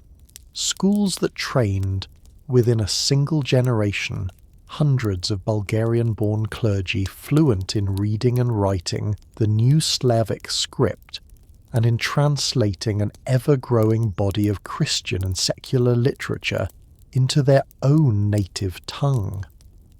It was at Preslav, in these same final years of the 9th century, that a refined and simplified version of Cyril's original Glagolitic alphabet was developed, likely by Clement's own circle of students working directly under his supervision, adapting a number of Greek letter forms directly into the new Slavic script, in a way that made it considerably easier to read, write, and print than Cyril's own more ornate original invention. And it was this Preslav refined alphabet, rather than Cyril's own original Glagolitic script, that history would eventually name, in tribute to the scholar-monk whose original mission had made it all possible, the Cyrillic alphabet, the very writing system that, well over 1,000 years later, still serves as the daily working script of Russian, Ukrainian, Serbian, Bulgarian, and a dozen other languages spoken today by something in the range of 250 million people across 2 continents, a genuinely staggering inheritance to trace back to a small group of persecuted, homeless scholars a single 9th century Bulgar Khan chose to shelter rather than turn away.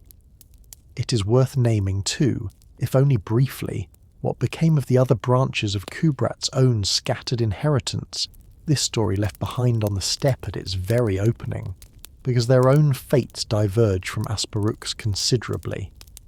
Volga Bulgaria, founded by Kubrat's brother Kotrag far to the northeast, converted to Islam rather than Christianity in the 10th century, developing its own considerable trading civilization along the Volga River before being absorbed, centuries later, into the expanding Mongol and then Russian world, its own descendants surviving today chiefly among the modern Volga Tatar and Chuvash peoples of Russia, a genuinely striking divergence to sit with for a moment, that 2 branches of the very same family, splitting apart on the same grassland in the same decade of the 7th century, ended up founding on the one hand a Christian Cyrillic writing nation, still bearing the Bulgar name in Europe today, and on the other, an Islamic Volga trading state whose own name survives now chiefly in the ethnic label of a Russian minority most of the world has never had occasion to connect back to this same distant common ancestor at all. It is worth naming too the formal decision that locked this new literary culture permanently into place, because in 893, at a church council held at Preslav under the reign of Boris's own son and successor, Old Church Slavonic, written in this new Cyrillic script, was formally declared the official language of both the Bulgarian Church and the Bulgarian state, replacing Greek, the language Byzantium's own missionaries had originally brought with them in every official and liturgical function across the kingdom, a decision whose defenders made their case, in these same years, in genuinely eloquent written form, most memorably in a short surviving treatise called On the Letters, composed by a monk known to history only by the evidently invented pen name Chernorizets, Hrabar, the black-robed brave one, who argued with real passion against critics who claimed that only Hebrew, Greek and Latin were fit languages for sacred scripture, that God's own truth could be spoken and written in any tongue at all, a genuinely radical proposition for its own era, and one that gave the Bulgarian state, alone among its Slavic-speaking neighbours at that particular historical moment, an entire generation's head start. In building a literate, self-sufficient religious and administrative culture in its own native language rather than remaining permanently dependent on Greek clergy, trained and controlled from Constantinople. It is worth spending a little more time with Hrabar's own actual argument, because it is considerably more pointed and considerably more historically self-aware than a modern listener might expect from so early a text. Hrabar's critics, whose own arguments he quotes in order to refute them, claim that only 3 languages, Hebrew, Greek and Latin, carried God's own sanction for sacred writing, since those were the 3 languages the Gospel itself records being inscribed above the cross at Christ's own crucifixion, an argument Hrabar answered by pointing out, with a genuinely striking historical precision, that the Greek alphabet itself had been invented by named, datable individual men working centuries after Hebrew script already existed, and had itself been revised and improved more than once since its own original invention, so that a script barely 3 or 4 decades old, like the Slavic alphabet his own generation had just received from Cyril,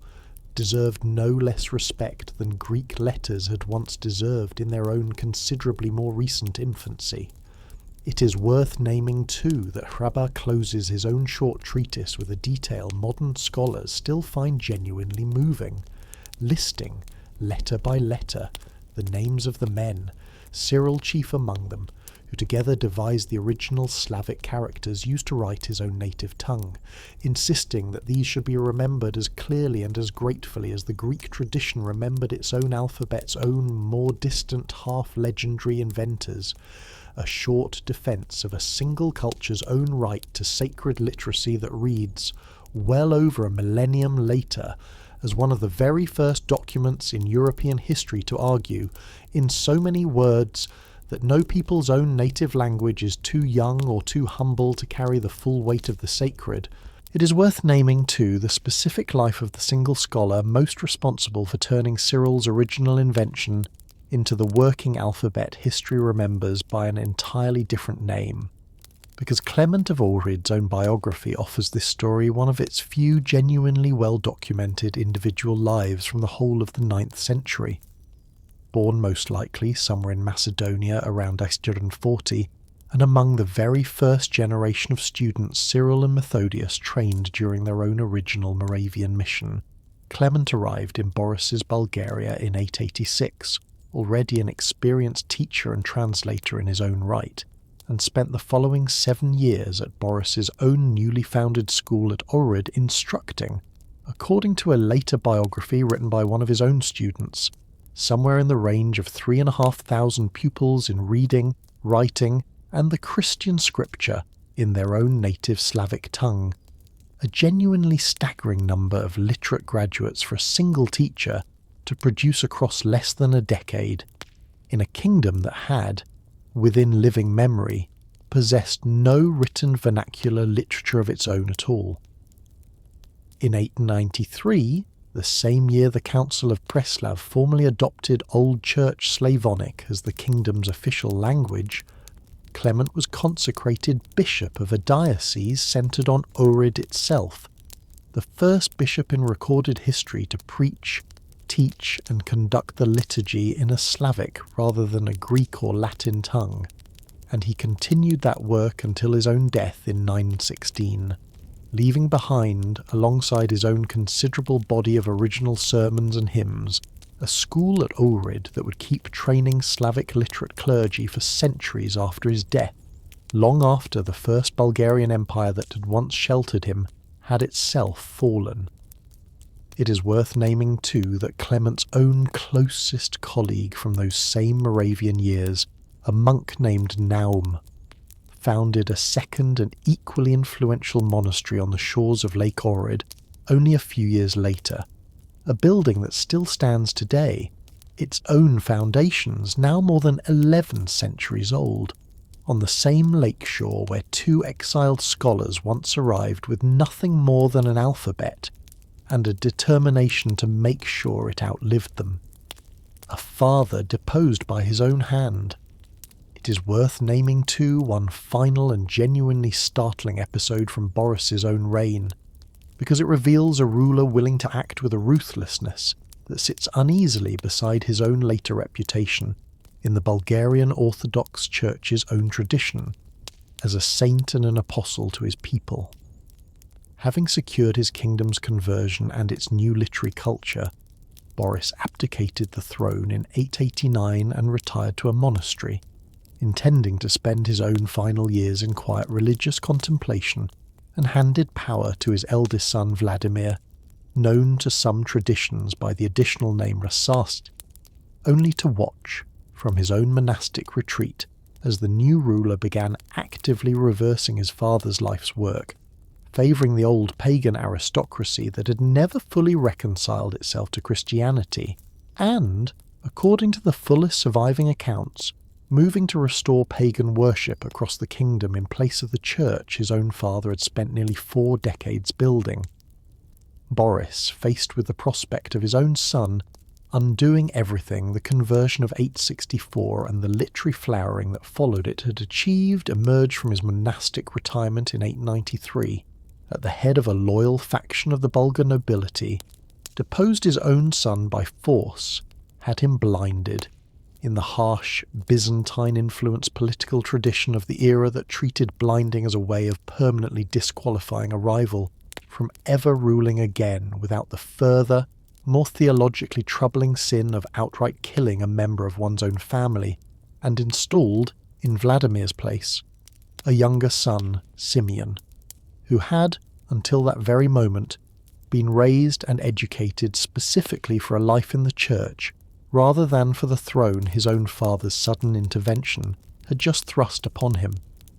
Having secured the succession he judged Bulgaria actually needed, Boris returned to his monastery for good, dying there in the year 907, and would be remembered by the Bulgarian Orthodox Church he had done so much to establish as St. Boris I, equal to the Apostles, a title that sits, when you hold the whole of his own reign in view at once, in genuinely striking tension with the blinded son he left behind him, on his own way to that same sainthood. The boy raised to be a monk. Simeon, the son Boris's own coup installed on the Bulgar throne in 893, arrived at power carrying an education no previous Bulgar ruler had ever received, because rather than being trained from childhood in the mounted warfare and court politics his own father and grandfather had mastered, Simeon had spent a considerable portion of his own youth studying in Constantinople itself, at what modern historians generally believe to have been the imperial court's own prestigious Magnora school, immersed for years in Greek rhetoric, classical literature, and Byzantine theology, alongside the sons of the empire's own aristocracy, an education so thorough and so evidently Hellenized that Byzantine writers of the following generation, even while regarding him as one of their empire's single most dangerous enemies, could not resist referring to him, in a backhanded but genuinely revealing compliment, as half Greek, a nickname that captured, better than any single military campaign could, exactly how completely the gravitational pull toward Byzantine civilization this story has already named had, by Simeon's own generation, worked its way into the Bulgar ruling class's own bloodline and education. It is worth naming honestly that this same Constantinople-trained scholar prince, thrust unexpectedly onto his own people's throne by his father's palace coup, would go on to spend the better part of his own 34-year reign doing something no previous Bulgar ruler had ever seriously attempted, not merely raiding, negotiating with, or occasionally humbling the empire that had educated him, but attempting with a genuine and sustained ambition that alarmed Constantinople more deeply than Krum's own skull cup ever had, to actually replace it. A war over a marketplace. the conflict that would consume much of Simeon's own early reign began, in a detail this story's listeners might find genuinely surprising given everything that followed, not over territory, religion or dynastic prestige at all, but over a comparatively mundane commercial dispute in 894, when the Byzantine government, under pressure from two influential court eunuchs who'd been bribed by a rival group of Byzantine merchants, relocated the official marketplace where Bulgarian traders were permitted to sell their goods within the empire from Constantinople itself to the considerably less convenient and more heavily taxed city of Thessaloniki, a change that struck a direct and genuinely damaging blow at the commercial interests of Bulgaria's own merchant class and, by extension, at the tax revenue Simeon's own treasury depended on. Simeon's response was immediate and characteristically direct. Rather than pursuing further diplomatic protest, he marched an army south into Byzantine Thrace that same year, and in the resulting campaign inflicted at the Battle of Bulgarophigon in 896, a crushing defeat on the Byzantine field army sent to stop him, a victory decisive enough that the reigning Byzantine Emperor Leo VI was forced to sue for peace on terms that reversed the original commercial grievance entirely, and additionally committed the Byzantine treasury to an annual tribute payment to Bulgaria, terms that echoed, more than 2 centuries later, the very first humiliating treaty Constantine IV had been forced to sign with Asparuh back in 681. A weapon summoned and its cost. It is worth naming too a considerably darker and more consequential episode from these same opening years of the war, because Byzantine strategy against Simeon did not rely solely on its own depleted field armies, and the alternative Constantinople reached for would end up reshaping the map of Central Europe in ways neither side fully anticipated at the time. Unable to defeat Simeon's forces directly on the battlefield, the Byzantine court reached out in these same years to a formidable nomadic people recently arrived on the Pontic steppe north of the Danube, the Magyars, ancestors of the people who would go on to found the Kingdom of Hungary, offering them payment and naval transport across the Danube in exchange for launching a devastating raid into undefended Bulgar territory from the north, while Simeon's own army remained occupied fighting Byzantium in the south. The Magyar raid, when it came, succeeded exactly as Constantinople had hoped, ravaging Bulgar territory badly enough to force Simeon into a temporary truce with Byzantium so he could turn his own attention to this new and unexpected northern threat. But Simeon's own response revealed a diplomatic ruthlessness every bit the equal of Krum's or Boris's before him. Rather than confronting the Magyars directly a second time, he opened negotiations with an even more formidable steppe power further east, the Pechenegs, offering them incentive to attack the Magyars' own undefended homeland, while the Magyar warriors themselves remained committed to raiding Bulgaria, a manoeuvre that succeeded so completely that the Magyars, finding their own home territory devastated and effectively lost behind them, were forced into a permanent westward migration, abandoning the Pontic steppe altogether and settling, within only a handful of years, in the Carpathian Basin, the territory that remains to this very day the homeland of modern Hungary. A genuinely staggering historical consequence to trace back to a single Bulgarian Khan's diplomatic manoeuvring during what began only a few years earlier as a dispute over where merchants were permitted to sell their wares. Anchialus. Simeon's war with Byzantium resumed after this interlude, with even greater intensity once the Magyar threat had been neutralised, and it reached its single most devastating climax in the year 917, at the Battle of Anchialus, fought near a fortified Byzantine city on the Black Sea coast, where an enormous Byzantine army, assembled under the command of the general Leo Phocas, and accompanied, in a detail that speaks to just how seriously Constantinople took this campaign, by the Byzantine navy sailing in coordinated support along the coast, met Simeon's own forces in what would become, by the careful assessment of modern military historians working from the fullest surviving accounts, one of the most catastrophic defeats the Byzantine army suffered anywhere across the entire span of its long imperial history.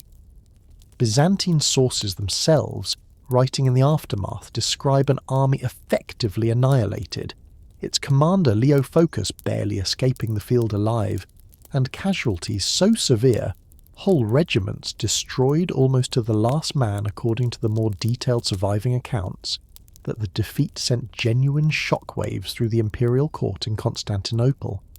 A single afternoon's fighting on a stretch of Black Sea coastline undoing in effect years of careful Byzantine military rebuilding, and leaving the empire's own northern Balkan territories almost entirely undefended against whatever Simeon chose to do with his victory next. Simeon chose, in the years that followed Anchialus, to do something no Bulgar ruler before him had ever seriously attempted, pressing his own advantage not merely to extract tribute or territorial concessions from a weakened Byzantium, but to march, on more than one occasion across the following decade, directly to the walls of Constantinople itself, appearing before the capital in 913 and again in 924 at the head of an army. The city's own formidable defences were, on both occasions, still just strong enough to keep out,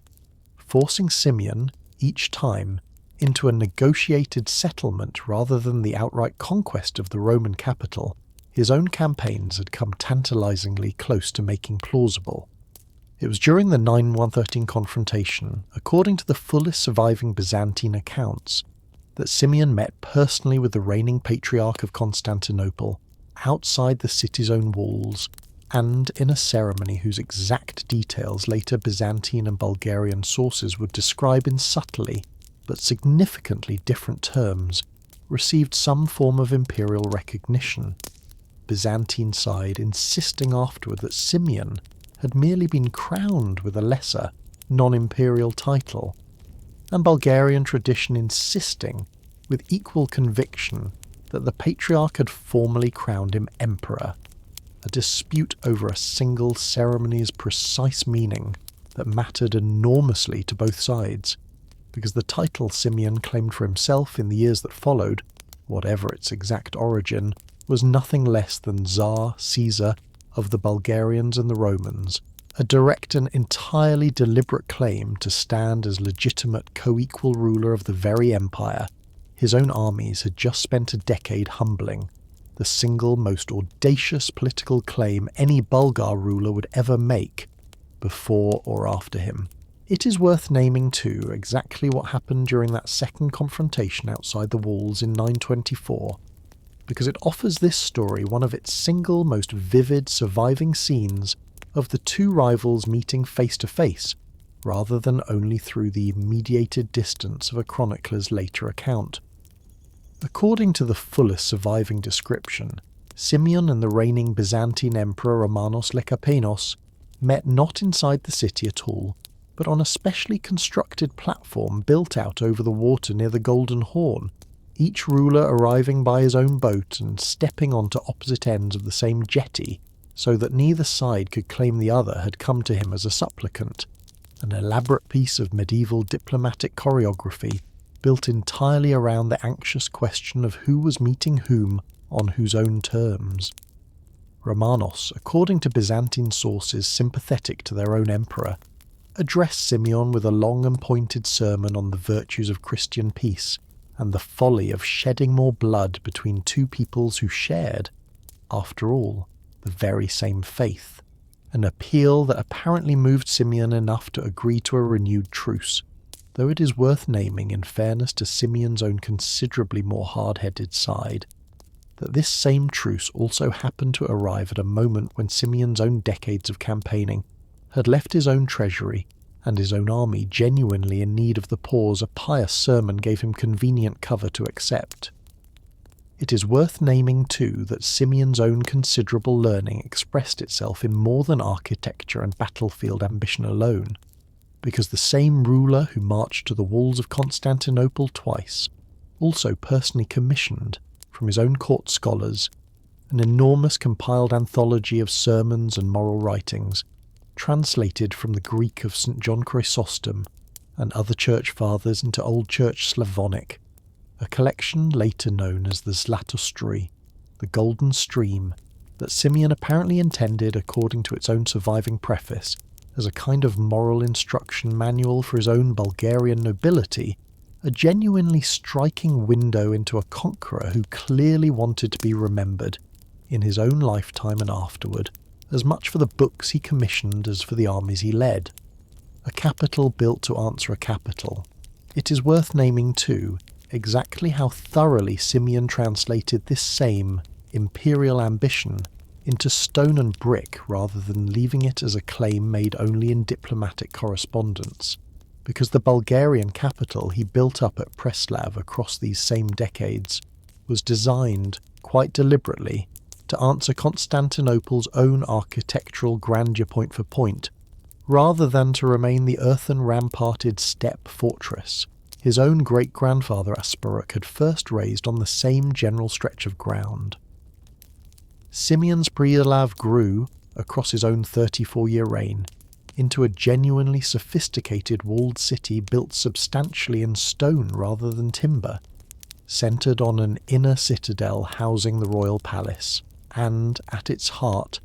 a magnificent church that later archaeologists and art historians, working from its excavated foundations, have come to call the Golden Church, a round, richly decorated structure whose surviving architectural fragments, gilded ceramic tiles and elaborately carved stone capitals among them, testify to a level of craftsmanship and expense that a visiting Byzantine diplomat, arriving from a court that considered itself the unrivalled centre of the civilized world,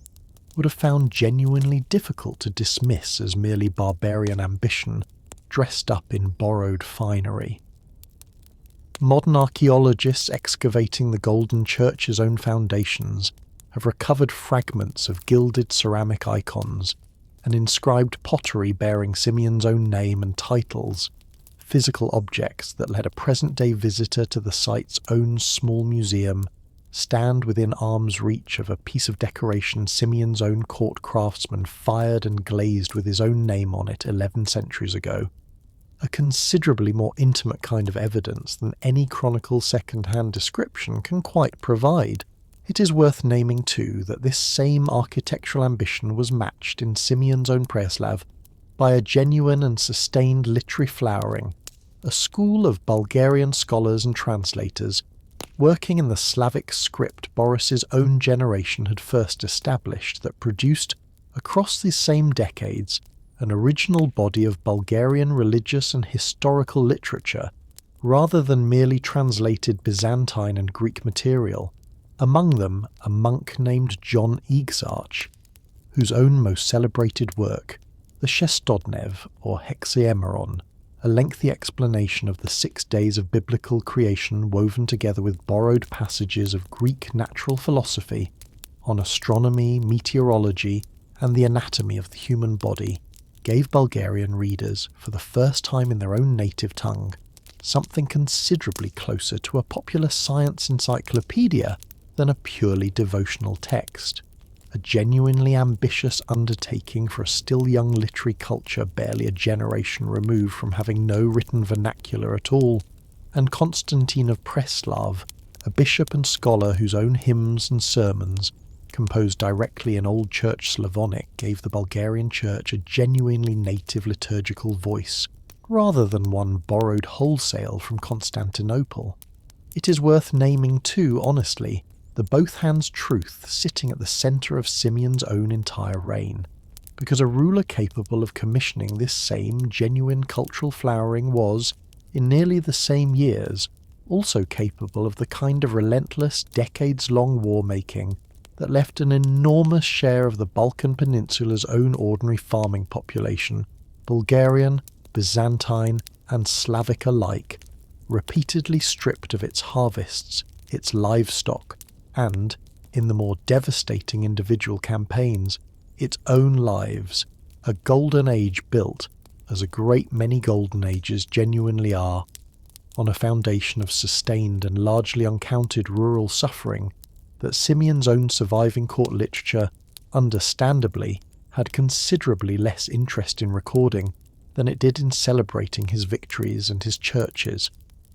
It is worth pausing, before this story follows Simeon to his own death,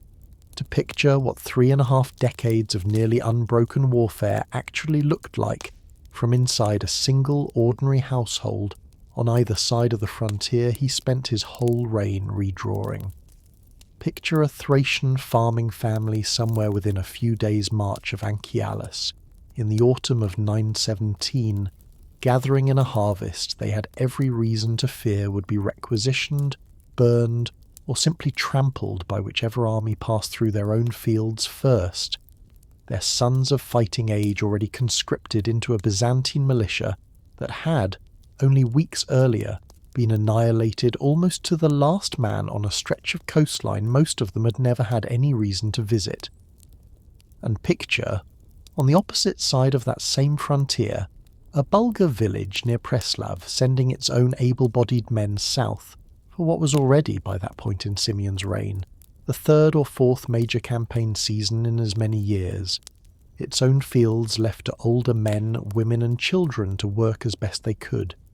its own tribute obligations to Simeon's court continuing without pause, regardless of whether that particular season's campaign returned with plunder or with nothing at all. Neither household appears by name in any surviving chronicle, because the scribes who recorded Simeon's own reign, whether writing in Constantinople to condemn him or in Preslav to celebrate him, were interested in both cases chiefly in kings, battles and church councils, and it is worth naming honestly that the genuine cultural flowering Simeon's own court sponsored, the Golden Church, the literary school, the alphabet's own maturation into a genuine national literature, was paid for, across 3.5 decades, by exactly these 2 uncounted and unnamed households, and by many tens of thousands more, precisely like them on both sides of a frontier that moved, year after year, at the whim of a ruler who had, by his own court's own account, been raised and educated for a quiet life in a monastery rather than for any of this. Simeon died in the spring of 927, according to the fullest surviving accounts, while actively preparing yet another campaign against Constantinople. A death sudden and unexplained enough that later legend would embellish it with supernatural detail, one persistent tradition claiming that a Byzantine sorcerer, commissioned by the imperial court specifically to bring about the death of an enemy conventional armies had proven unable to stop,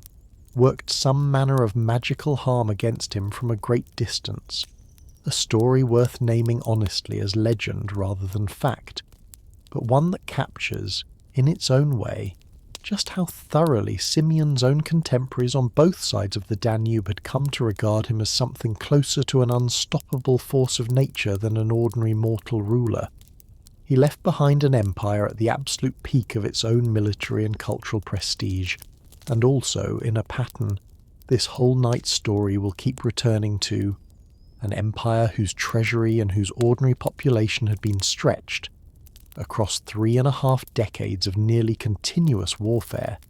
to a breaking point that Simeon's own considerably less formidable successors would prove almost entirely unable to sustain. Peace bought with a princess. Simeon's son and successor, Peter I, who reigned from 927 until 969, inherited a throne surrounded by exhausted armies, an empty treasury, and a Byzantine rival that, sensing weakness, might easily have chosen renewed war rather than negotiation, and it is worth naming honestly that Peter's own considerably quieter reign, so often dismissed by later historians as a period of decline sandwiched between his father's military glory and the catastrophes still to come, in fact achieved a genuine and lasting diplomatic settlement that Simeon's own decades of warfare had never quite managed to secure. In 927, within months of Simeon's death,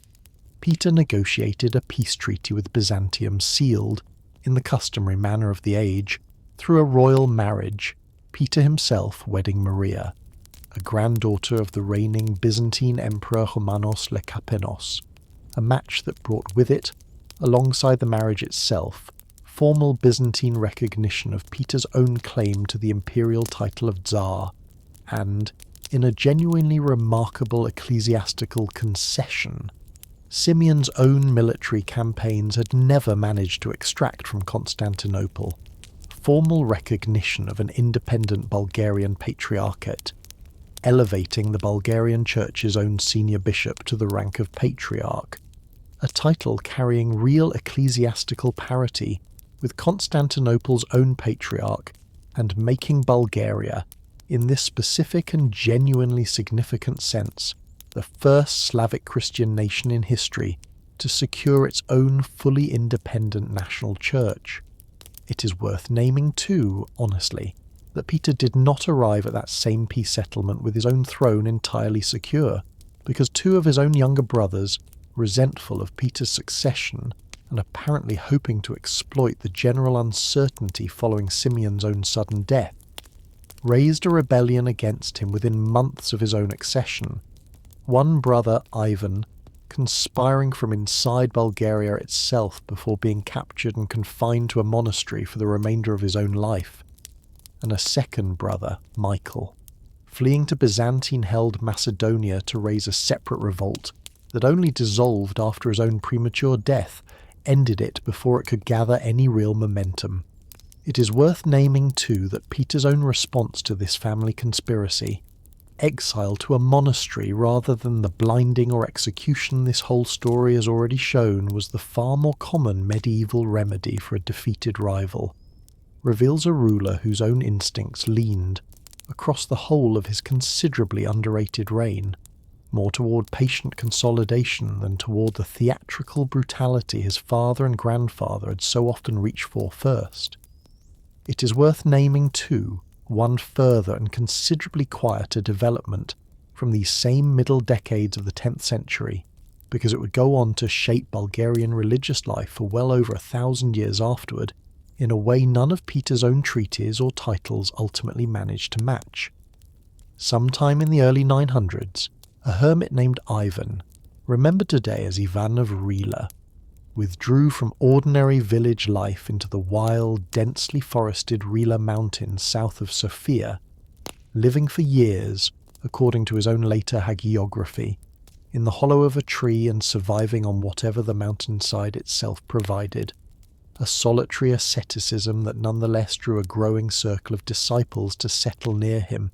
and by the time of his own death around 946 during Peter's own reign, that small gathered community had grown into the monastery that still bears his name today. Rila Monastery would go on, across the following 11 centuries, to survive Byzantine reconquest, the fall of the Second Bulgarian Empire, and 500 years of Ottoman rule, repeatedly burned and repeatedly rebuilt, sheltering across those same centuries exactly the kind of quiet manuscript copying and Slavic literary preservation this story is already traced back to Clement and Naum's own schools, and even of Rila himself was declared, in the centuries that followed, the patron saint of the Bulgarian people, a solitary hermit who wanted nothing more than to be left alone in a mountain forest, becoming, against every one of his own original intentions, one of the most enduring national symbols this entire story would go on to produce. It is worth naming too, honestly, that Peter's own reign was not without genuine internal difficulty, because it was during these same middle decades of the 10th century that a new and, from the perspective of the established church, deeply troubling religious movement first emerged within Bulgaria itself, a dualist Christian heresy associated with a priest remembered to history only by the name Bogomil,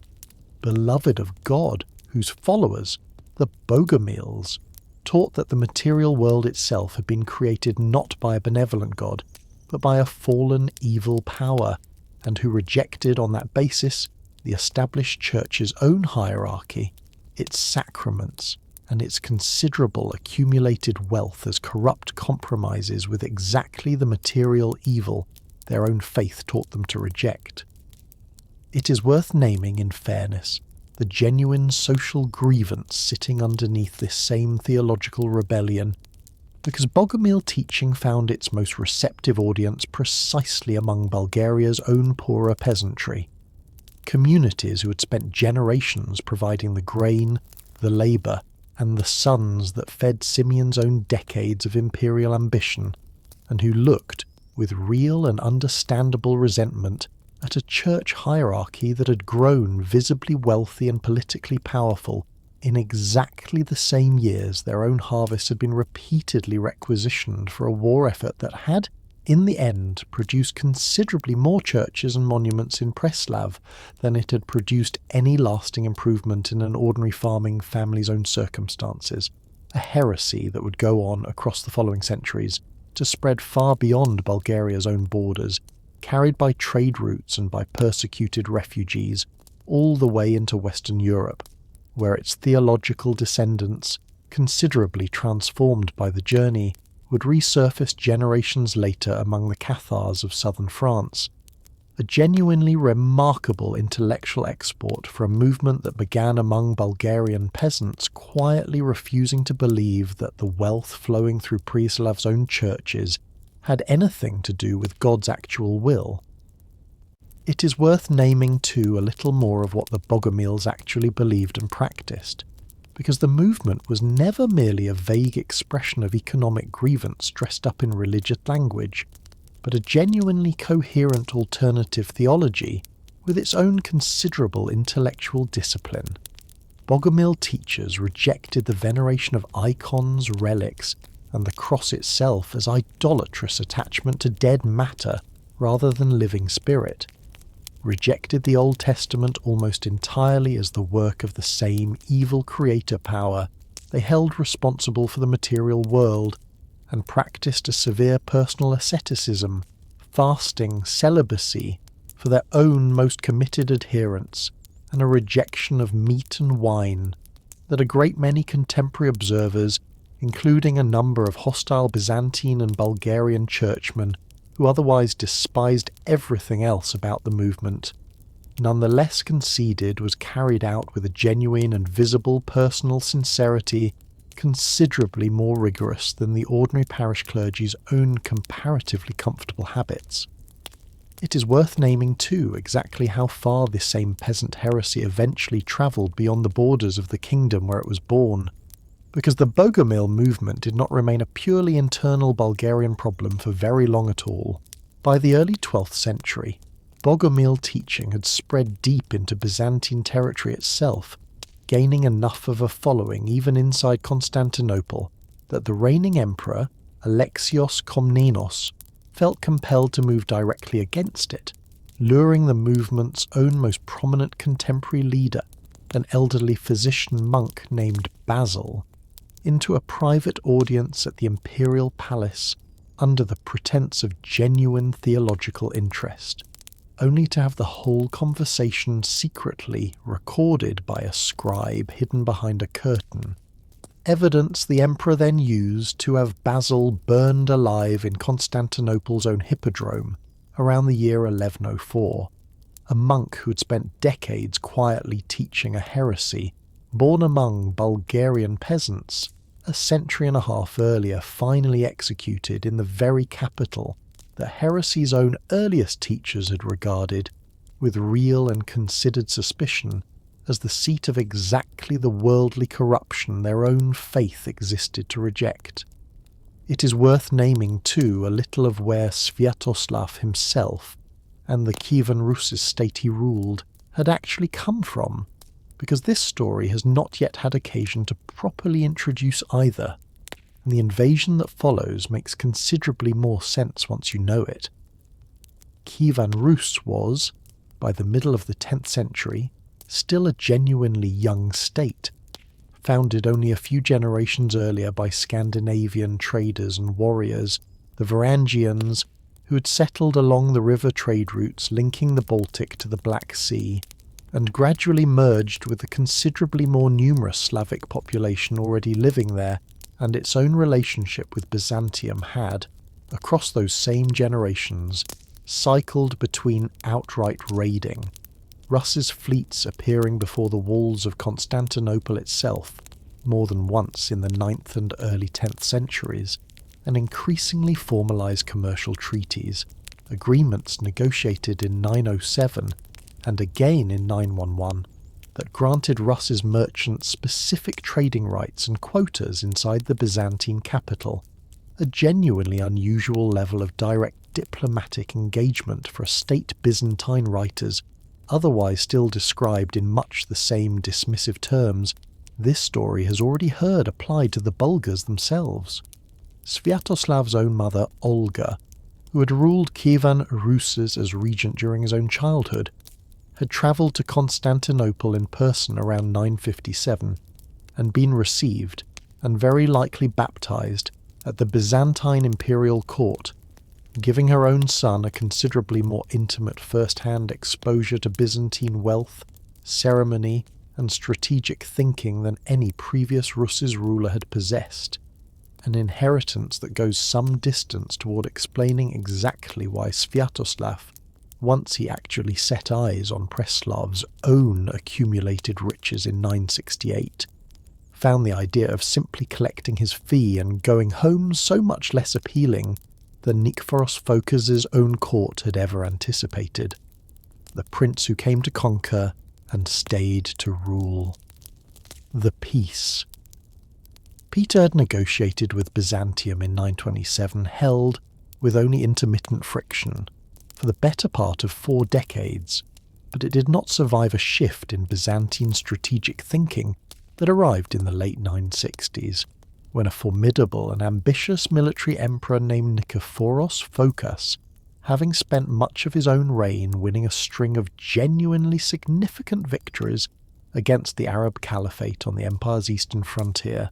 turned his attention north and concluded that Bulgaria, weakened by internal Bogomil unrest and by a treasury Peter's own long peace had never fully managed to rebuild, represented an opportunity rather than a settled neighbour. Rather than invading directly, Nikephoros, in 968, adopted a strategy that would prove, within only a handful of years, to be one of the single most catastrophic miscalculations in the entire history of Byzantine-Bulgarian relations, paying an enormous sum in gold to Sviatoslav, the young and formidably ambitious ruler of Kievan Rus, to invade Bulgaria on Byzantium's behalf, calculating that a Rus army might exhaust and weaken Bulgaria considerably more thoroughly than a direct Byzantine campaign could achieve on its own, while leaving Constantinople's own forces free to remain occupied on its eastern frontier. Sviatoslav accepted the commission with genuine enthusiasm, invaded Bulgaria that same year, and won a series of rapid and comprehensive victories against Peter's own forces. But rather than simply collecting his payment and withdrawing north, once the campaign's original purpose had been achieved, Sviatoslav did something Nikephoros' own court had entirely failed to anticipate. He decided he liked what he had conquered considerably more than he liked his own distant Kievan homeland, and began, according to the fullest surviving Byzantine accounts, openly declaring his intention to relocate the seat of his own Rus realm permanently to Preslav itself, a city he reportedly praised in terms that must have landed with genuine alarm back in Constantinople, as a wealthier and more strategically central capital than Kiev could ever hope to become. Tzimiskis closes the door. Nikephoros Phocas did not live to see the full consequences of this miscalculation, murdered in a palace coup in 969 by his own nephew and successor, a formidable general named John Tzimiskes, and it was this new emperor who confronted in his own very first years on the throne the alarming prospect of a hostile Rus warlord, permanently entrenched only a few hundred miles from Constantinople itself. Ruling from a captured Bulgarian capital, he showed every sign of intending to keep. Tzimiskes responded with a swift and genuinely decisive military campaign in 971, marching north at the head of a rebuilt Byzantine army, retaking Preslav from Sviatoslav's forces after a hard-fought siege, and capturing in the same campaign the reigning Bulgarian Tsar, Peter's own son Boris II, who had spent the preceding years reduced to little more than a captive figurehead under Rus's occupation. Sviatoslav himself, defeated in the field and besieged in turn at the fortress of Silistra on the Danube, was eventually forced into a negotiated withdrawal back toward Kiev, only to be ambushed and killed by Pecheneg raiders on the journey home, a genuinely ignominious end for a conqueror who had, only 3 years earlier, seemed on the verge of relocating an entire kingdom's capital by sheer force of personal ambition. Tzimiskes, having driven Sviatoslav's forces out of Bulgaria entirely, did not then restore Boris II to any meaningful independent authority, but instead brought the captive Bulgarian Tsar back to Constantinople in a formal triumphal procession where, in a deliberately staged and deeply symbolic ceremony held in the city's own great cathedral, Boris was made to formally surrender the imperial regalia and insignia of his own Bulgarian rule, his crown and imperial vestments handed over in front of the assembled Byzantine court, a ceremony that Tzimiski's own government treated as marking the formal end of the Bulgarian Tsardom altogether, folding the conquered eastern portion of Simeon's once mighty empire directly into Byzantine imperial administration for the first time in 3 centuries. It is worth naming too what actually became of Boris II himself once that same ceremony ended, because his own final years carry a quiet, almost overlooked tragedy of their own. Rather than being executed or imprisoned outright, the deposed Tsar was given a Byzantine court title, magistros, and allowed to live out his remaining years within the empire in a kind of gilded captivity, stripped of any real authority, but spared the blinding or worse that a defeated rival ruler so often received in this same period. In 977, during a fresh outbreak of Byzantine civil war that briefly loosened the imperial court's grip on its own captives, Boris and his younger brother Roman attempted to slip away and make their way back north to whatever remained of Bulgarian territory, only for Boris, still dressed in the Byzantine court, clothing his own years of captivity had left him wearing, to be mistaken, at the very border he was trying to cross, for a fleeing Byzantine soldier by his own people's border guards, and killed by their arrows before anyone on either side realized who he actually was. A Bulgarian Tsar shot dead by his own countrymen, within sight of the homeland he had spent 6 years as a captive dreaming of reaching. A detail this story has always believed deserves to be remembered, alongside the battles and the treaties, if only because it is the kind of small, senseless, entirely human tragedy that the grander language of conquest and empire so often leaves no room for at all. 4 brothers on the western edge. It is worth naming plainly that Tzimiski's own triumphant ceremony in Constantinople did not, in fact, mark the true end of independent Bulgarian rule at all, however completely Byzantine court propaganda wished to present it that way, because the eastern portion of Simeon's old empire that Tzimiskes had actually conquered represented only part of the territory Bulgarian rulers had governed at their own empire's peak, and in the mountainous western regions of Macedonia, considerably further from Byzantine reach, resistance to Byzantine annexation continued almost without interruption under the leadership of 4 brothers, sons of a regional governor, remembered to history collectively as the Kometopuli, the sons of the Count,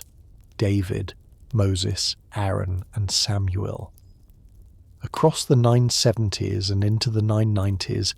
these 4 brothers, and following the deaths of the elder 3 in circumstances ranging from bandit ambush to fraternal betrayal, Samuel alone rebuilt,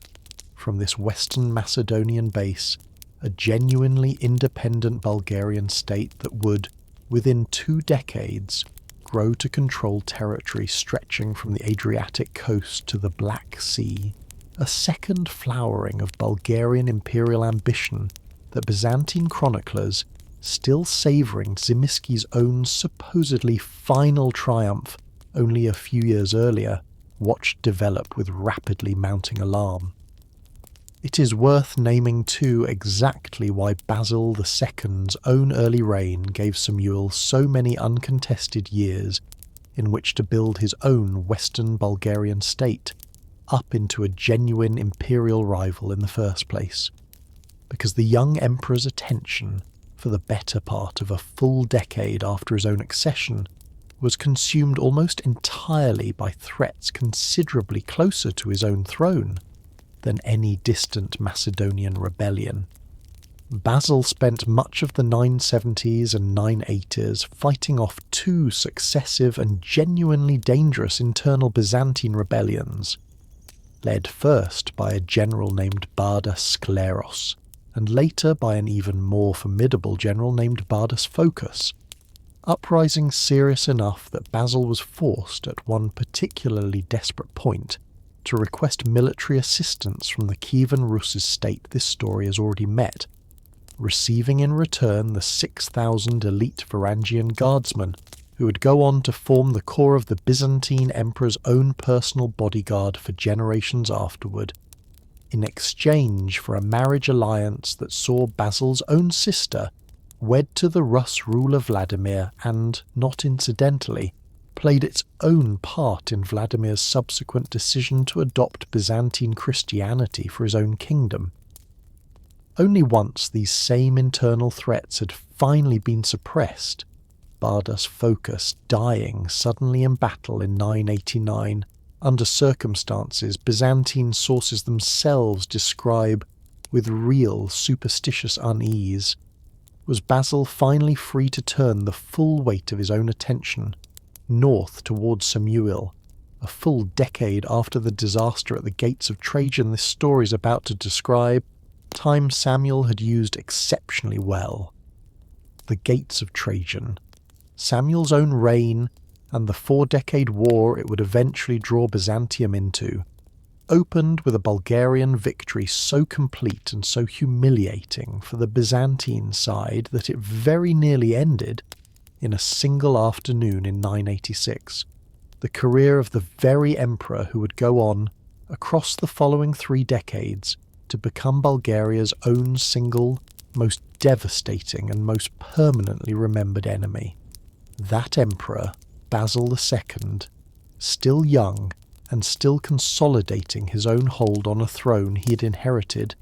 amid considerable internal Byzantine political turmoil, led a large army north that same year determined to crush the resurgent Bulgarian resistance in Macedonia before it could grow any further, laid an unsuccessful siege to the fortified city of Serdica, and, having failed to take it, began a difficult withdrawal south through a narrow mountain pass known as the Gates of Trajan,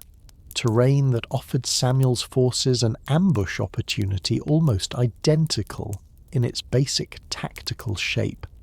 to the one Krum's own forces had used to destroy Nikephoros I's army a century and 3/4 earlier. Samuil's ambush succeeded just as completely as Krum's had, the trapped Byzantine army suffering catastrophic losses, and Basil himself barely escaping the disaster with his own life, a defeat so humiliating for a young and still politically vulnerable emperor that it would shape, for the whole of the following 3 decades, the particular ferocity and the particular patience Basil brought to the long war he would eventually win. It is worth naming honestly just how grinding and how genuinely exhausting the war that followed the Gates of Trajan actually was for the ordinary populations caught on both sides of it. Because the 4 decades separating Basil's own early humiliation from his eventual hard-won triumph were not filled with the kind of dramatic, decisive set-piece battles this story has already described in Simeon's own generation, but with a considerably grimmer and considerably less glamorous pattern of annual campaigning, fortress sieges, scorched countryside, and forced population transfers that left an enormous share of the Balkan Peninsula's own rural population Bulgarian, Greek, and Slavic villagers alike. Repeatedly stripped of harvest they had spent an entire season's labour producing, their livestock driven off or slaughtered by whichever army happened to be passing through that particular year, their sons conscripted into armies whose own strategic objectives a Macedonian shepherd or a Thracian farmer had no realistic way of influencing and precious little practical reason to care about. A toll that no surviving chronicle from either side bothered to count with anything like the same careful attention its authors gave to the fate of kings, generals, and captured cities, an uncounted and largely unrecorded suffering that this channel has always believed deserves to be named plainly rather than simply passed over in silence on the way to the war's more famous final battle. Cleidion. That final battle arrived after nearly 3 decades of this grinding attrition, in the summer of 1014, when Basil, having spent the intervening years methodically reducing one Bulgarian fortress after another, and steadily tightening the strategic noose around Samuil's own remaining territory, finally cornered a large Bulgarian army in a fortified mountain pass near a settlement called Cleidion, in the Belasica mountain range, on the 29th of July. Samuil had fortified the pass with earthworks and palisades, specifically to block the Byzantine army's advance, in a defensive strategy that had, across the preceding decades, repeatedly frustrated Basil's own attempts to force a decisive engagement. But on this occasion, a Byzantine flanking force, guided around the Bulgarian position by a local commander familiar with an alternate route through the surrounding high ground, succeeded in outflanking the fortified pass entirely, falling on the Bulgarian defenders from an unexpected direction, and shattering, in a single day's fighting, an army that had held this same strategic choke point against Byzantine assault for years. 15,000 walking home. It is what Basil did with his own victory at Cleidion rather than the battle itself that has echoed across the following 10 centuries of European historical memory, and it is worth naming it plainly without softening, because this channel has never believed that an atrocity becomes easier to sit with simply because it happened 1,000 years ago. According to the fullest surviving Byzantine accounts, Basil ordered the mass blinding of the Bulgarian soldiers captured in the aftermath of Cleidion, a figure the sources place at roughly 14 to 15,000 men, organising the punishment with a deliberate calculated cruelty that made its true purpose unmistakable to anyone who witnessed it. For every group of 100 blinded prisoners, a single man was left with one eye intact, specifically so that he could lead his own 99 sightless companions on the long march back to Samuil's own court,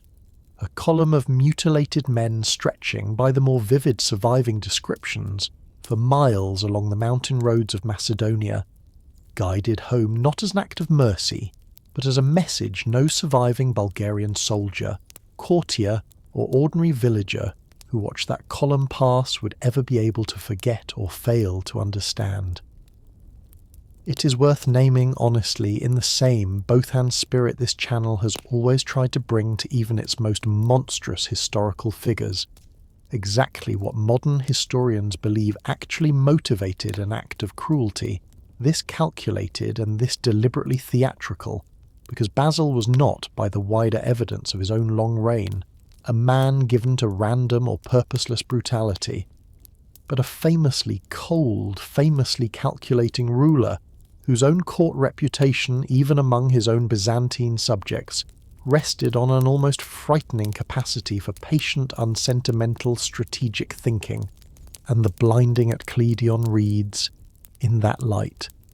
not as an isolated eruption of personal sadism, but as the same kind of deliberate political theatre this story has already named in Krum's own Skull Cup 2 centuries earlier, a message calculated with real and horrifying precision to break not merely an army but an entire population's remaining will to continue a war that had, by 1014, already ground on for the better part of 30 years. It is worth naming too that Basil apparently did not consider even this scale of mutilation sufficient punishment on its own, because the same surviving accounts describe him ordering the systematic destruction of Bulgarian fortresses across the surrounding region in the campaign season that followed, raising defensive works, some of which had stood since Samuil's own father's generation, a deliberate effort to ensure that whatever remained of organised Bulgarian resistance would have nowhere fortified left to retreat into, even if it somehow found the will to keep fighting after Cledion. The message landed exactly as calculated. When the blinded column finally reached Samuel's own court, according to the single most frequently repeated account of what followed, the Bulgarian ruler, confronted with the sight of 15,000 of his own soldiers stumbling home sightless, collapsed, suffering what modern readers would likely recognise as a severe stroke or cardiac event, and died 2 days later, on the 6th of October 1014, a death that later tradition, understandably, has always folded directly into the horror of what he had just witnessed, even though it is worth naming honestly that no contemporary account can fully verify a precise medical cause of death, separate from the story's own obvious dramatic power. Samuel's own empire did not collapse immediately upon his death. His son Gavril Radomir and, following Gavril's own assassination, a nephew named Ivan Vladislav, each continuing armed resistance for several more years. But the war's momentum, and very likely its own remaining will, had been broken at Cledion in a way no subsequent Bulgarian leader ever fully managed to reverse. And when Ivan Vladislav himself was killed in battle in 1018, the remaining Bulgarian nobility, exhausted by more than 3 decades of continuous warfare, and facing an emperor who had just demonstrated, in the most horrifying terms imaginable, exactly what continued resistance would cost them, surrendered to Basil rather than continue a fight that had, by every practical measure, already been lost, an event historians today still credit, alongside the events at Cledion themselves, as the source of the epithet that Byzantine tradition would eventually attach to Basil's own name, a title, it is worth naming honestly, that surviving evidence suggests was not actually used to describe him during his own lifetime at all, but was instead affixed to his memory considerably later by generations of Byzantine writers looking back on his reign and reaching for a single word vivid enough to capture what he had done: Vulgaroktonos, the Bulgar slayer. It is worth naming too the wider shape of Basil's own long reign, because the same both-hands honesty this story owes Krum and Kaloyan alike is owed to Basil II as well. This was an emperor who, across a reign of nearly 50 years, never married, apparently regarding his own dynasty's survival as considerably less important than his own personal, unbroken devotion to the empire's military and financial security, who slept, by more than one surviving account, in modest soldiers' quarters alongside his own campaigning army, rather than in any palace comfort even deep into his own old age, and who left, on his own death in 1025, an imperial treasury so vastly overflowing with accumulated gold that his own less disciplined successors would spend the following half-century simply draining it, a fiscal inheritance historians have long credited with buying the empire several additional decades of stability it might not otherwise have enjoyed. It is worth naming too that this same iron personal discipline sat alongside a genuine, and, by the standards of his own age, unusually humble piety, Basil reportedly commissioning late in his own reign an illuminated psalter in which he had himself depicted not enthroned in triumph, but prostrate on the ground before Christ, a monarch whose own public image combined, in a single lifetime, the coldest calculated cruelty this whole story has described, and a private religious humility. His own court chroniclers found genuinely difficult to reconcile with the man who had ordered 15,000 men blinded in a single afternoon, a century and a half under another eagle. It is worth naming too exactly how Basil chose to govern the territory his own decades-long war had finally won him, because the settlement he imposed after 1018, once the fighting itself was over, was considerably more measured and considerably less punitive than the brutality of Cledion might lead a listener to expect. a genuinely important both-hands detail this story owes its own audience before moving on. Rather than dismantling every trace of Bulgarian administrative and ecclesiastical structure, Basil preserved much of the existing local governing apparatus, retained a number of the surviving Bulgarian nobility in positions of regional authority in exchange for their formal submission, and, in a genuinely significant concession, permitted the Bulgarian Church to continue functioning as a semi-autonomous archbishopric based at Ohrid, downgraded from the fully independent Patriarchate Peter I had once secured, but still granted real local authority over its own internal affairs, and crucially, permitted to continue conducting its own liturgy in the Slavic language and script Boris and Simeon's own generations had spent a century and a half establishing, a preservation of Bulgarian religious and literary culture that meant the conquest of 1018, total and humiliating as it undeniably was in strictly political terms, never came close to erasing the deeper cultural identity this whole story has been tracing from its very first pages.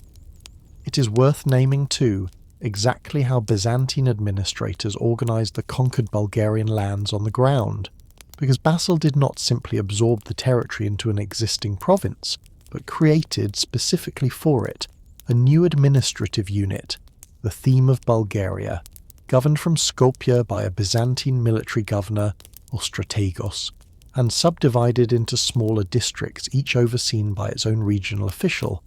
a genuinely deliberate administrative structure built to extract taxes and maintain order efficiently, without necessarily erasing every trace of the distinct territory it now governed, its own borders drawn, in more than one surviving case, directly along the lines of former Bulgarian administrative divisions, rather than redrawn from nothing, a detail modern historians have pointed to as further evidence of Basil's own genuinely pragmatic and comparatively restrained approach to post-war governance. Life across the following century and a half of Byzantine administration was not, however, a period of untroubled peace, because Bulgarian resentment at foreign rule, and above all at the heavier and considerably less flexible taxation, Byzantine administrators imposed once the initial, comparatively lenient post-war settlement gave way to more standard imperial fiscal practice, produced several genuinely significant armed uprisings across these same decades. It is worth naming, plainly, exactly what specifically changed, in practical daily terms, to finally push that resentment into open rebellion, because Basil's own original concession had permitted Bulgaria's conquered population to continue paying its imperial taxes in kind, in grain, livestock and labour, exactly as it always had under its own native tsars,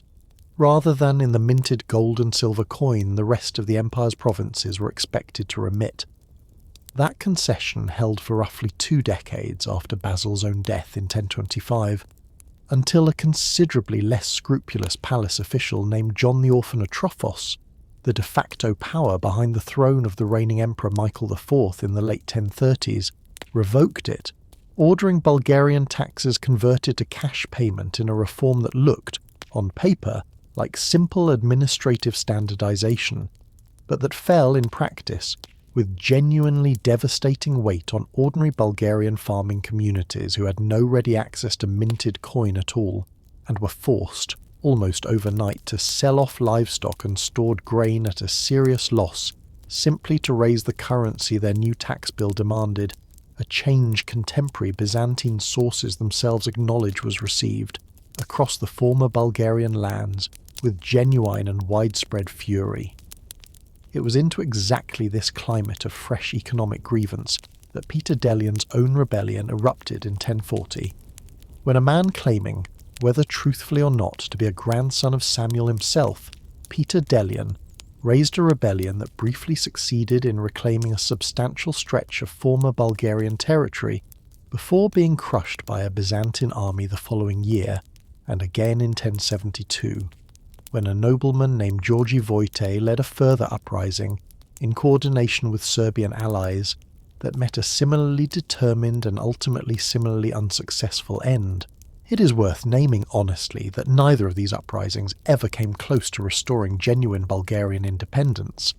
and that the century and a half of Byzantine rule this section describes did, in real and measurable ways, integrate the former Bulgarian heartland more thoroughly into the empire's own administrative and religious life than at any point since Asparuh first crossed the Danube 4 centuries earlier. And yet it is worth naming in equal honesty that this same period never fully extinguished the deeper memory of Bulgarian statehood either, a memory the Ohrid archbishoprics' own continued use of the Slavic liturgy helped keep quietly alive, waiting across 5 generations of foreign rule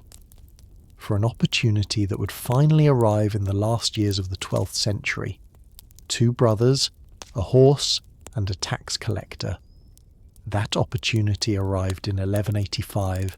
and it is worth naming plainly just how small and how personal its actual triggering incident originally was,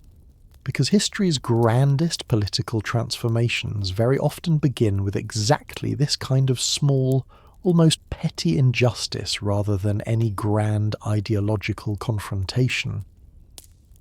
The reigning Byzantine Emperor, Isaac II Angelus, facing the considerable expense of his own upcoming wedding,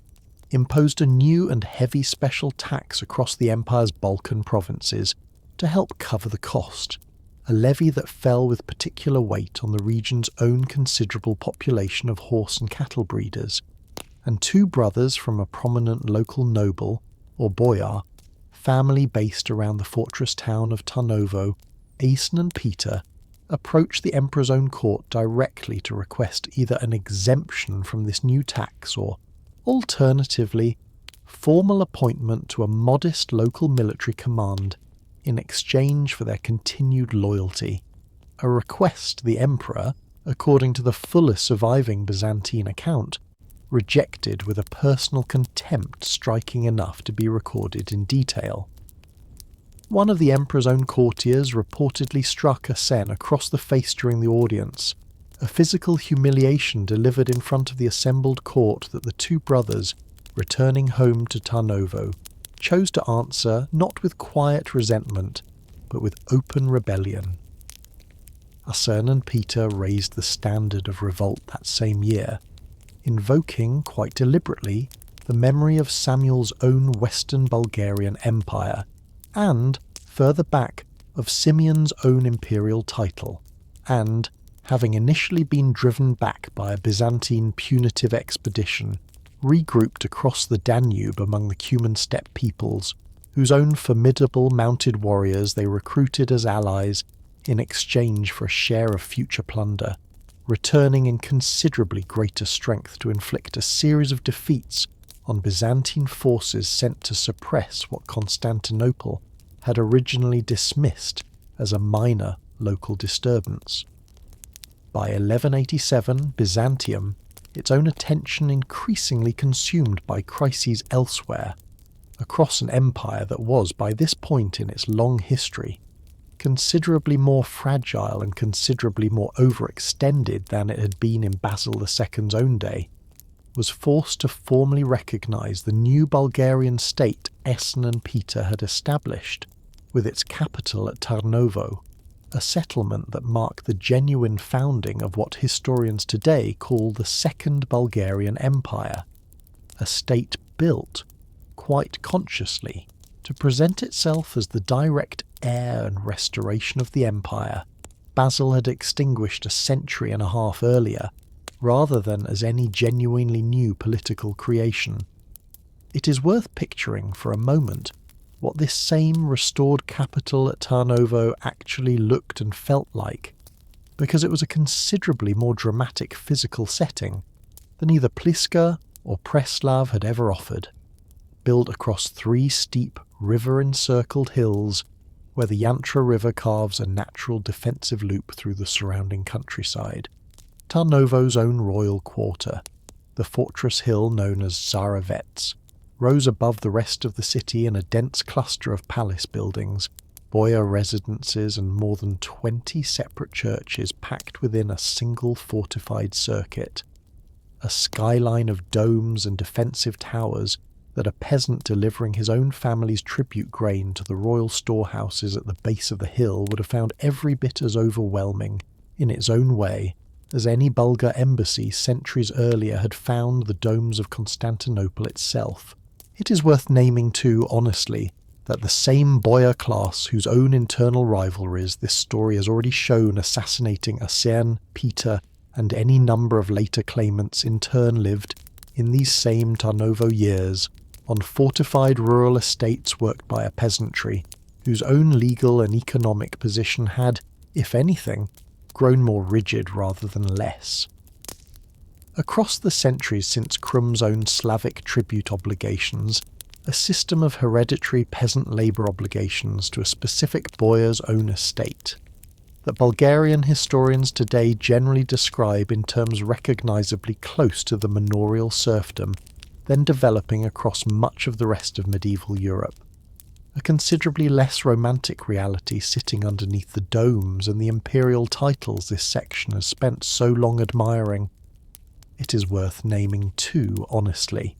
that the two brothers who had won this restoration did not live long to enjoy it, because internal boyar rivalry, a persistent structural weakness that would trouble the Second Bulgarian Empire across nearly the whole of its own subsequent history, claimed both their lives within a handful of years, Asen assassinated in 1196 by a rival nobleman, and Peter, who briefly succeeded him, assassinated in turn only a year later, leaving the newly restored Bulgarian throne to a third brother, considerably younger and considerably more capable than either of his own murdered siblings, a man history would remember as Kaloyan. A crown from Rome, a title Rome would not give. Kaloyan, who ruled from 1197 until 1207, inherited a young state still consolidating its own military position against a Byzantine Empire that, however weakened, had not yet fully abandoned the hope of eventually reversing the losses of 1185 and 1187, and it is worth naming honestly the genuinely sophisticated diplomatic strategy Kaloyan pursued in these same years to secure his own kingdom's international standing, a strategy that looked, at first, considerably more toward Rome than toward Constantinople. Beginning in the late 1190s, Kaloyan opened a sustained diplomatic correspondence with Pope Innocent III, seeking papal recognition of his own royal title, and, crucially, formal recognition of Bulgarian ecclesiastical independence from any competing authority, a negotiation that culminated in November of 1204, in a coronation ceremony at Tarnovo, in which a papal legate crowned Kaloyan king and elevated the head of the Bulgarian Church to the rank of primate, honours that fell meaningfully short of the full imperial title, Tsar, Emperor, that Kaloyan had actually sought, and that he and every Bulgarian ruler after him who used that title regardless of what Rome's own more modest coronation had technically conferred, continued to claim in the fullest and most consequential sense anyway. The mirror insult. It was in this very same year, 1204, that an entirely separate catastrophe reshaped the whole strategic landscape Kaloyan was navigating. One this story owes a moment's real explanation of its own before following Kaloyan into it, because an army of Western European crusaders, originally assembled at the urging of Pope Innocent III with the stated purpose of recapturing Jerusalem from Muslim control,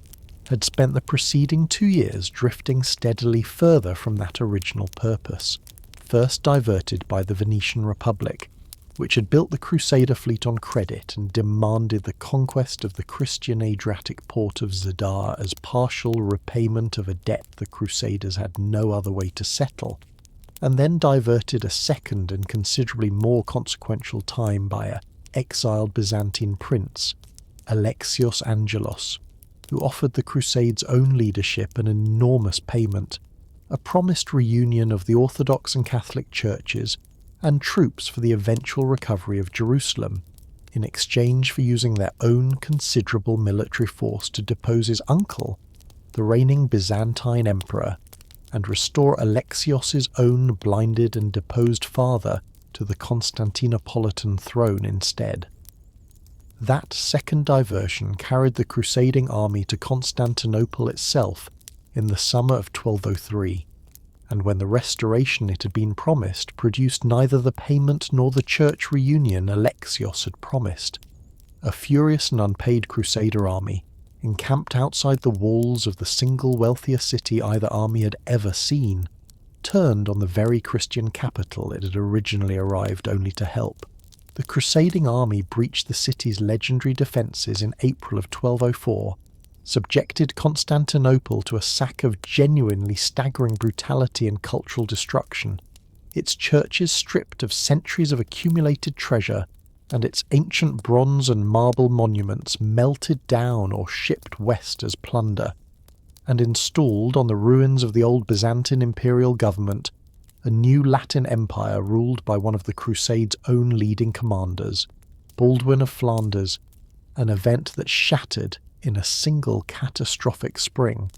the same unbroken Roman imperial continuity that had, across 11 centuries, survived Asparuh, Krum, Simeon, and every other challenge this whole story has already described.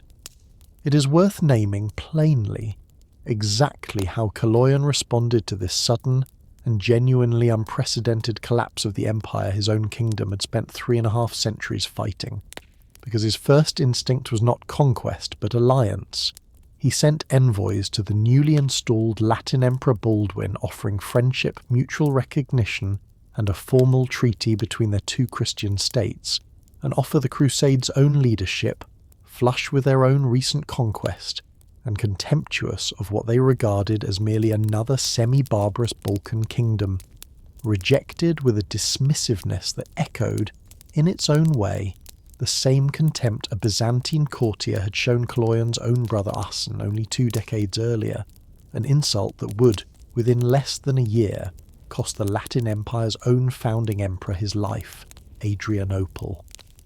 Rebuffed by the Latins and courted instead by the region's own considerable population of ethnic Greeks, deeply resentful of their new Western European overlords and actively rebelling against Latin rule across Thrace by the beginning of 1205, Kaloyan allied himself with this Greek resistance and marched south at the head of a Bulgarian army reinforced, as his own brother's forces had been 2 decades earlier, by Cuman steppe cavalry, meeting Baldwin's own Latin army near the city of Adrianople on the 14th of April 1205. Kaloyan's Cuman horsemen, employing the classic steppe tactic of a feigned retreat, a tactic this story's own earlier chapters have already shown Bulgar and allied forces using to devastating effect against overconfident Byzantine armies, drew the heavily armoured and famously headstrong Latin knights into a reckless, disorganised pursuit that carried them far beyond the support of their own infantry and reserves, and then, once the pursuing knights had been sufficiently strung out and exhausted, turned and annihilated them in a devastating counterattack that historians of the Crusades still regard as one of the single most complete and consequential military disasters the crusading movement ever suffered anywhere in its own long history. Baldwin himself was captured alive in the fighting, brought back to Tarnovo as Kaloyan's own prisoner, and, according to the fullest and most persistent surviving Bulgarian and Byzantine traditions, was held there in a tower for a period of months before his own death in captivity, a death whose exact circumstances remain genuinely disputed among historians to this day.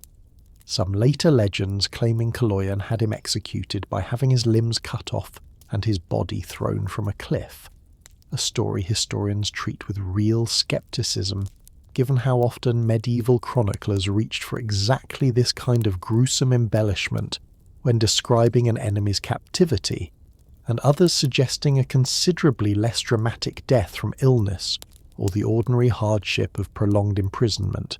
The honest and, in its own way, genuinely fitting answer being that nobody alive today actually knows for certain, and very likely nobody ever will. Romanoktonos.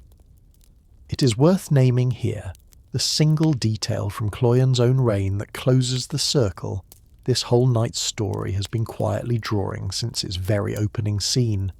because according to the Byzantine historian Nikitas Choniates, writing not long after these same events and with no particular sympathy for the Bulgarian ruler he was describing, Kaloyan began, in the aftermath of his own victory at Adrianople, referring to himself by a Greek title he had chosen with unmistakably deliberate and unmistakably pointed irony, Romanoktonos, the slayer of Romans, a direct and quite obviously self-conscious echo of the very epithet Vulgaroktonos, the Bulgar slayer, that Byzantine tradition had by this point permanently attached to Basil, the second's own memory a century and 3/4 after Clydian. It is worth sitting for just a moment with how completely that single chosen title captures the whole shape of the rivalry this story has spent so many hours tracing. A Bulgarian ruler reaching quite deliberately for the exact same language his own people's most feared and most permanently remembered enemy had once been branded with, and turning it back across the Danube like a mirror held up to catch the light of its own reflection, 3.5 centuries after Asparuh first crossed that same river as nothing more than a defeated steppe chieftain looking for somewhere safer to graze his own scattered herds. It is worth naming too that the same Cuman steppe warriors who had made Kaloyan's own victory at Adrianople possible did not simply vanish from this story once the fighting stopped, because across the following 2 centuries a considerable number of Cuman clans settled permanently within Bulgarian territory, intermarried with the existing Bulgarian nobility, and were gradually absorbed into the very boyar class this story has already shown, squabbling over the throne at Tarnovo generation after generation, so that by the time of Ivan Alexander's own 14th century reign, a genuinely significant share of Bulgaria's own ruling aristocracy carried, according to a number of modern historians working from surviving naming patterns and genealogical fragments, at least some Cuman ancestry, one more thread in this whole story's already tangled inheritance, a Bulgarian state that had been built in its own first century out of steppe horsemen absorbing a settled Slavic population, absorbing in its own final 2 centuries a fresh wave of steppe horsemen in turn. Kaloyan did not long survive his own greatest triumph, dying in October of 1207 during a siege of the Byzantine-held city of Thessaloniki, a death whose actual cause, whether illness, as the more sober surviving accounts suggest, or assassination at the hands of a disaffected Cuman ally, as a rival tradition claims, remains as genuinely disputed as Baldwin's own fate had been only 2 years earlier, though it is worth naming too the far more colourful legend that grew up around his death within Byzantine popular memory almost immediately, a story claiming that Saint Demetrius, the martyred patron saint of Thessaloniki itself, had appeared on horseback during the siege and struck Kaloyan down personally in supernatural punishment for daring to besiege his own sacred city, a piece of pious wartime propaganda worth naming honestly as legend rather than history, but one that reveals in its own way just how genuinely alarming Kaloyan's own military success had become to a Byzantine population that had already, within living memory, watched Constantinople itself fall to a hostile army once. Boril's uncertain decade. Kaloyan's death left the Second Bulgarian Empire without a clear and universally accepted heir, and the throne passed, through a nobleman's coup rather than any orderly succession,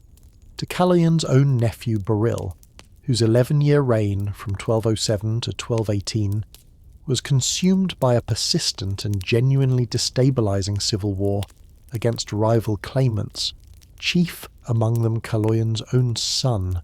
a boy named Ivan Asen, who had been smuggled out of Bulgaria as a child to the safety of Cuman territory following his father's death, and who spent the whole of Borill's own uncertain reign as a living rallying point for the considerable share of the Bulgarian nobility that had never fully accepted the legitimacy of Borill's own succession. It is worth naming too that Borill's own reign, weak and contested as it undeniably was, did produce one genuinely significant piece of surviving evidence about the internal life of this same medieval Bulgarian state. A formal church council convened in 1211 specifically to condemn and suppress the Bogomil heresy. This story has already described in Peter I's own generation, its official proceedings, the Synodicon of Tsar Boril, surviving today as one of the single most detailed surviving windows into medieval Bulgarian religious and intellectual life. A genuinely valuable historical document produced, in one of this story's smaller ironies, by a ruler whose own political authority proved considerably less durable than the theological condemnation his own council issued. It is worth naming, too, that Peter I's own final years, before this story ever reaches Sviatoslav's invasion, were already considerably less peaceful than the Treaty of 927 alone might suggest, because the same Magyar and Pecheneg steppe peoples this story has already watched Simeon manipulate so skillfully now increasingly raided Bulgarian territory, largely unchecked, Peter's own comparatively modest military resources, unable to answer them with anything like his father's own former authority, a slow erosion of frontier security that had already left Bulgaria considerably more vulnerable than its own treaty-secured peace with Byzantium made it appear on paper, exactly the kind of quiet, undramatic weakening that made Nikephoros focus his own later calculation, that Bulgaria represented an opportunity rather than a settled neighbour, looked considerably more reasonable from Constantinople's own vantage point than it might otherwise have seemed. It is worth naming, too, exactly how the exiled boy Ivan Asen finally managed to return and reclaim his own father's throne, because his own eventual restoration depended entirely on the same steppe alliance this story has already watched shape Bulgarian fortunes more than once. The Cuman peoples, a formidable Turkic-speaking nomadic confederation, controlling the open grassland north of the Danube and the Black Sea, had already supplied the mounted cavalry that helped Asen and Peter win their own original rebellion in the 1180s, and the feigned retreat tactics that shattered Baldwin's own knights outside Adrianople in 1205, and it was among these same Cuman clans whose territory offered exactly the kind of safe, Byzantine-proof refuge this story's own earlier Khans had once found useful in reverse, that the child Ivan Asen grew to adulthood, marrying at some point during his own years of exile a Cuman noblewoman whose own name has not survived with any certainty in the surviving record, one more of this whole story's uncounted women left, by the simple accident of what medieval chroniclers thought worth recording, without even a name of her own. When Ivan Asen finally returned in 1218 at the head of an armed Cuman following to depose his own uncle Boril, he was doing nothing his own family's recent history had not already rehearsed twice before, reaching north across the same river for exactly the kind of mounted steppe alliance that had, across 3 separate generations now, repeatedly tipped the balance of this whole long rivalry in Bulgaria's own favour at precisely the moments its own native strength alone would not have been enough. Ivan Asen and the 3 Seas. That exiled boy, Ivan Asen, finally returned from Cuman territory in 1218, at the head of an armed following sufficient to depose his own uncle Boril and claim the Bulgarian throne for himself, and it is worth naming plainly that the reign which followed, Ivan Asen II's own 23 years on the Bulgarian throne, would come to be remembered by nearly every subsequent generation of Bulgarian historians as the single high-water mark of the entire Second Bulgarian Empire, a period that briefly matched and in territorial extent very nearly surpassed, even Simeon's own celebrated Golden Age 3 centuries earlier. Ivan Asen's own decisive military triumph arrived in March of 1230 at the Battle of Klokotnitsa, where his army decisively crushed the forces of Theodore Komnenos, the ambitious ruler of the rival Greek successor state of Epirus, who had, in the chaotic and fragmented political landscape left behind by the Fourth Crusade's own destruction of Byzantine unity a quarter century earlier, been actively campaigning to reunify the old Byzantine territories under his own crown, rather than under the restored Nicaea-based Byzantine government in exile, an ambition Klokotnitsa permanently ended. Theodore himself captured and later blinded on Ivan Asen's own orders, in a grim and deliberate echo of exactly the same punishment Byzantine emperors had inflicted on Bulgarian rivals for centuries before him. The victory at Klokotnitsa extended Ivan Asen's own direct or tributary authority across a genuinely enormous stretch of the Balkan peninsula, from the Adriatic coast in the west to the Black Sea in the east, and from the Danube in the north, down to the shores of the Aegean in the south, close enough to what later Bulgarian tradition would proudly remember as control over the shores of 3 separate seas that Ivan Asen himself adopted. In the formal inscriptions and coinage of his own reign, the sweeping and deliberately Simeon-echoing title Tsar of the Bulgarians and the Greeks, a claim to co-equal authority over both peoples that mirrored, almost word for word, the very title Simeon the Great had first claimed more than 3 centuries earlier. It is worth naming, too, in genuine and deliberate fairness, that Ivan Asen's own reign departed, in one genuinely striking respect, from the pattern of relentless, opportunistic aggression this story has traced through so many of his own predecessors, because contemporary sources on both the Bulgarian and the Byzantine side describe a ruler who, having won his own decisive victory at Klokotnitsa, chose, rather than pressing his advantage to the point of outright conquest, to release Theodore's own captured Epirot soldiers unharmed, and to pursue, across much of the remainder of his own reign, a genuinely cooperative relationship with the Nicaean Byzantine government in exile, rather than a war of extermination against it, even securing, in 1235, the restoration of a fully independent Bulgarian patriarchate through negotiated agreement with Nicaea rather than through force, a genuinely rare instance in this whole long rivalry of a Bulgarian ruler at the absolute height of his own military power, choosing patient diplomatic consolidation over the kind of maximalist conquest that had, so often before and so often afterward, ultimately overextended and exhausted whichever side attempted it. It is worth naming, too, that Ivan Asen even extended this same unusual restraint to the weakened Latin Empire still clinging to Constantinople itself, betrothing his own young daughter to the child Latin Emperor Baldwin II at one point, in a diplomatic arrangement aimed at securing influence over the crumbling Latin state, through marriage rather than through the outright conquest his own army could very plausibly have attempted, though the match was later broken off amid the same tangled web of competing regional ambitions that made almost every alliance in this corner of the 13th century Balkans a genuinely temporary arrangement rather than a lasting one. It is worth naming, too, that Ivan Asen's own considerable wealth rested on a genuinely sophisticated commercial economy rather than on plunder alone. Tarnovo's own merchants trading grain, wax and hides, down the Black Sea coast and via land routes across the Balkan interior into the merchant republics of Venice, Genoa and Ragusa on the Adriatic, a trade substantial enough that Ivan Asen minted his own gold and silver coinage, bearing his own image in imperial dress, coins whose surviving examples let modern numismatists trace the Second Bulgarian Empire's own commercial reach with a precision no chronicle alone could ever supply.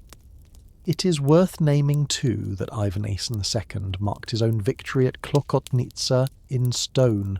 rather than only in the new imperial title he adopted afterward,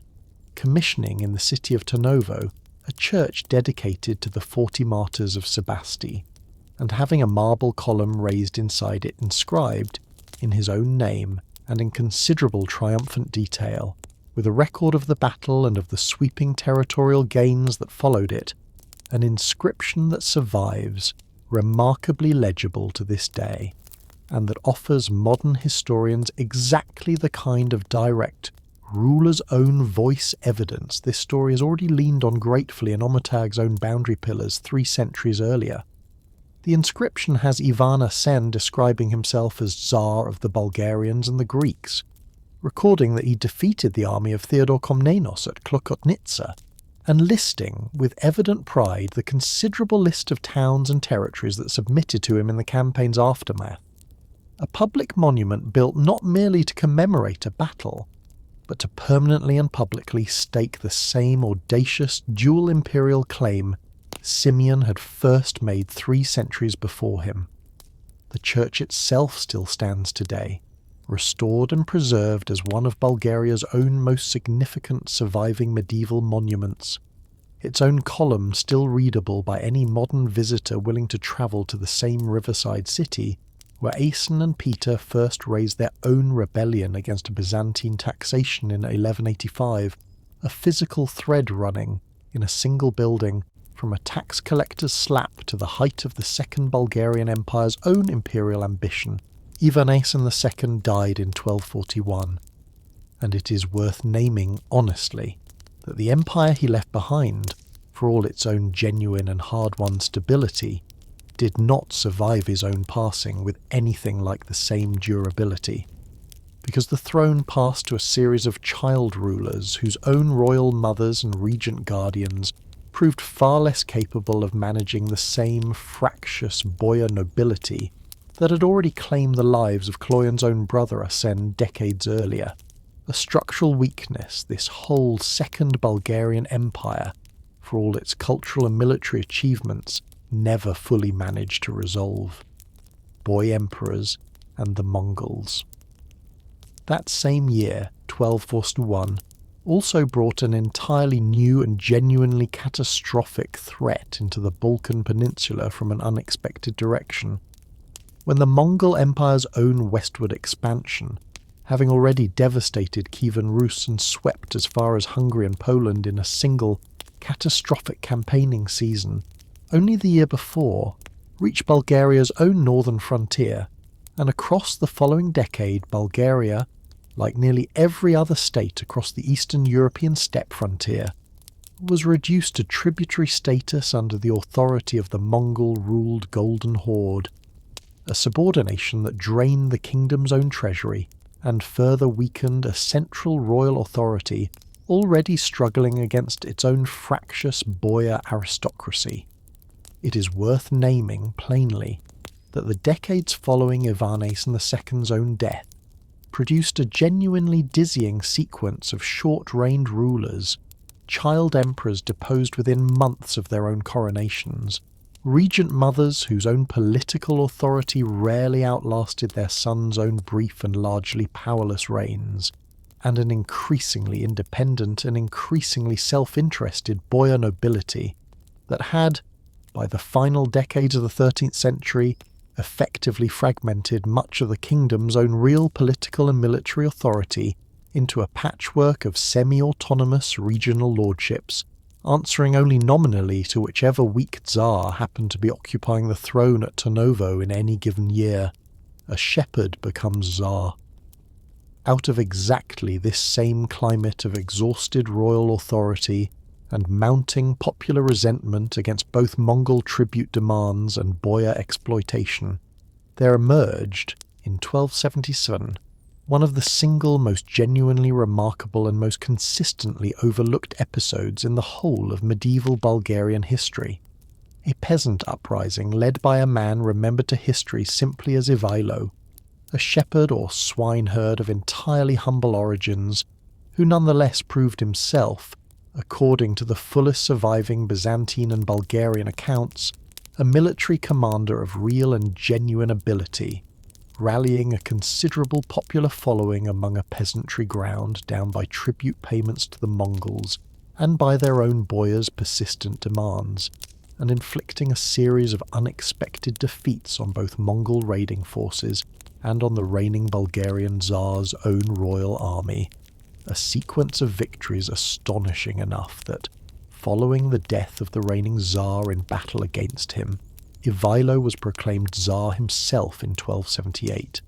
marrying the dead ruler's own widow in the customary manner by which medieval usurpers secured a claim of dynastic legitimacy they otherwise entirely lacked.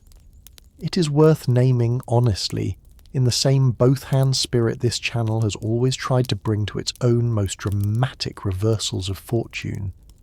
that Ivailo's own remarkable rise looked, to Bulgaria's established boyar aristocracy, like nothing less than a catastrophic inversion of the natural social order, a landless peasant with no noble blood whatsoever, seizing the very throne their own class had spent generations treating as its private inheritance, and that this same aristocracy, rather than accepting a ruler who had, by any fair military and political measure, earned his own crown through genuine ability, conspired instead with both the Byzantine imperial court and with the Mongol Golden Horde to engineer his downfall, a coalition of established power that Ivailo's own considerable battlefield talent ultimately could not withstand alone, and by 1280, deserted by much of his own original following, and hunted by enemies on every side, Ivailo fled to the Mongol court itself seeking refuge, only to be murdered there at the instigation of the very Byzantine and Bulgarian aristocratic interests his own uprising had so thoroughly frightened only 3 years earlier. A genuinely poignant reminder, this channel has always believed that this whole long story's kings and khans were never the only people whose own lives and whose own ambitions deserved to be remembered, and that a shepherd who briefly wore a Tsar's own crown, however his own story ultimately ended, deserves at least as much space in this telling as any of the boyars who conspired to destroy him. It's worth naming too one further and genuinely remarkable cultural achievement from this same restless 13th century, because it survives today in a form almost nothing else from this whole long story does, in full original colour, on the walls of a small church a short distance outside modern Sofia. In 1259, during the reign of a considerably less militarily distinguished Tsar named Constantine T, a local nobleman and his wife, a Sebastokratorissa named Desislava, commissioned a set of wall paintings for a modest 2-story church at Bojana, and the unknown master painter, or painters, they hired produced a body of portraiture that art historians today regard as genuinely without close parallel anywhere else in 13th century European art. Faces rendered with an individualized, almost photographic naturalism, real wrinkles, real asymmetries, real personality, that most surviving Western European religious painting of the same century, still working in a considerably flatter and more stylized tradition, would not achieve for another full century or more, leading a number of modern art historians to describe the Bojana frescoes as an early, isolated anticipation of exactly the kind of humanist realism the Italian Renaissance would only make broadly fashionable across Europe, roughly 150 years later. It is worth naming too that among the painted figures preserved on those same walls is a portrait of Desislava herself, one of the very few individually named and individually recognizable Bulgarian women from this entire medieval period, whose own face, rather than merely her own name in a chronicle's passing mention, has survived into the present day at all. A quiet reminder, worth sitting with for a moment, of just how completely this whole long story of Khans, Tsars and generals has, by simple necessity of what its surviving sources actually recorded, left out the faces and the voices of the wives, mothers and daughters who lived through every single chapter of it, standing just outside the frame. 3 crowns, 1 exhausted kingdom. The decades following Ivailo's own fall did not restore the strong centralized authority his brief uprising had so dramatically disrupted, and by the middle decades of the 14th century, the Second Bulgarian Empire that Ivan Asen II had once ruled from the Adriatic to the Black Sea had fragmented into three separate and frequently mutually hostile Bulgarian states, the core Tarnovo-Tsardom in the centre, a separate and genuinely independent tsardom based at Vidin in the northwest under its own ruling branch of the dynasty, and a further autonomous principality along the Black Sea coast around Dobruja, a fragmentation that left every one of these three diminished Bulgarian states considerably weaker and considerably less capable of mounting any unified response to danger than the single unified kingdom Ivan Asen II had once commanded. At the exact historical moment, a genuinely formidable new threat was beginning to gather strength along the Balkan Peninsula's own southeastern frontier. It is worth naming, too, that this same fragmentation did not happen by simple accident or slow decay alone, because a considerable share of the blame belongs to a single long-reigning and, in most other respects, genuinely capable Tsar named Ivan Alexander,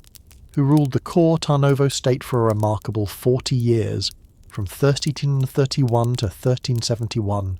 presiding over a final, genuine cultural flowering, even as his own political decisions helped guarantee the kingdom would not survive intact for very much longer after his own death.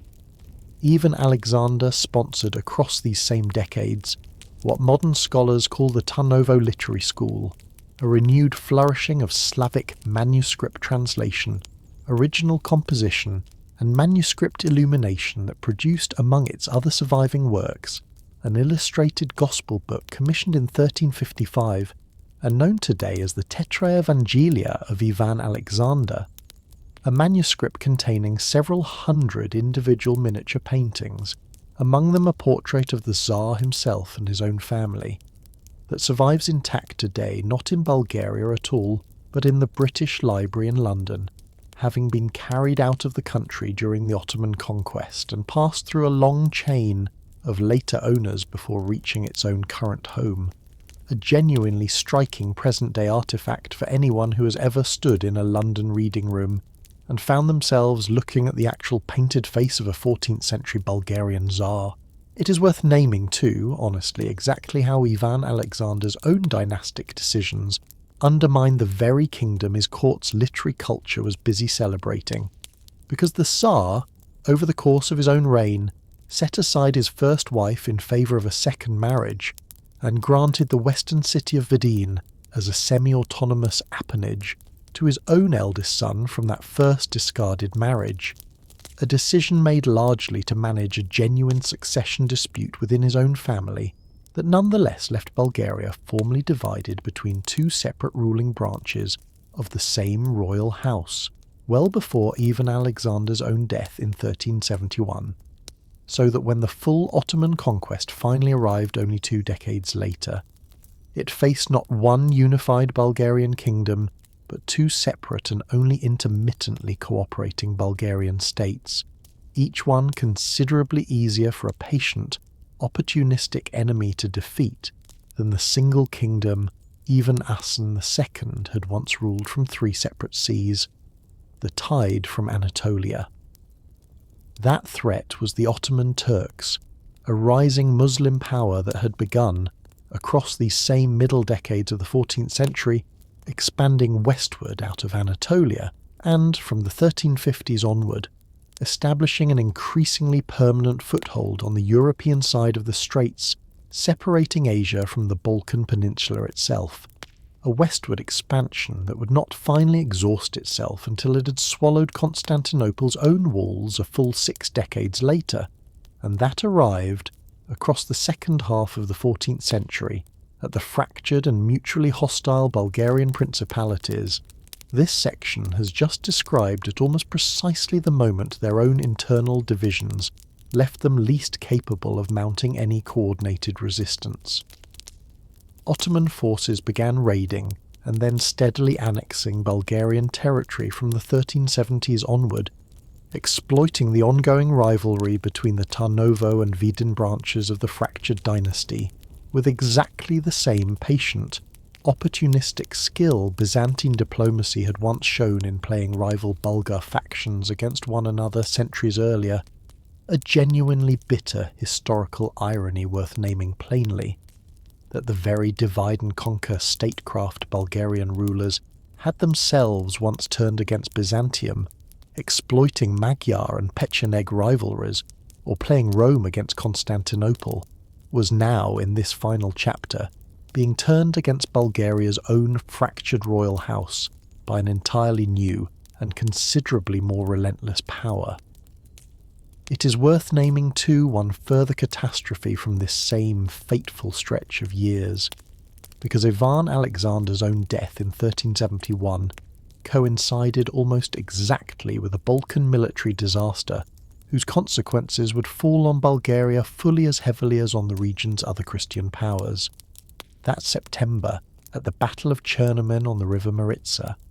an Ottoman force decisively crushed a considerably larger army of southern Serbian lords who had marched to confront the Ottoman advance before it could push any further into the Balkan interior.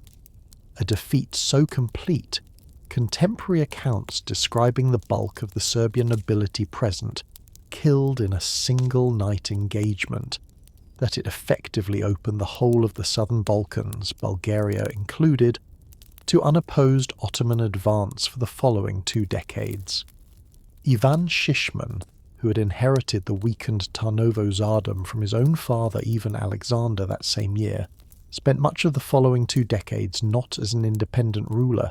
waging open war against Ottoman power at all, but as a nominal Ottoman vassal, paying tribute and, on at least one occasion, contributing troops to an Ottoman military campaign. A genuinely bitter final chapter for a dynasty that had once claimed direct descent from Simeon's own imperial title, reduced within 2 generations from ruling 3 seas to purchasing a few more years of increasingly hollow survival at an Ottoman sultan's own pleasure, until even that uneasy arrangement finally collapsed with the siege and fall of Tarnovo itself in 1393, fall of Tarnovo. The core Tarnovo Tsardom, ruled in these final years by a Tsar named Ivan Shishman, fell to a determined Ottoman siege in July of 1393.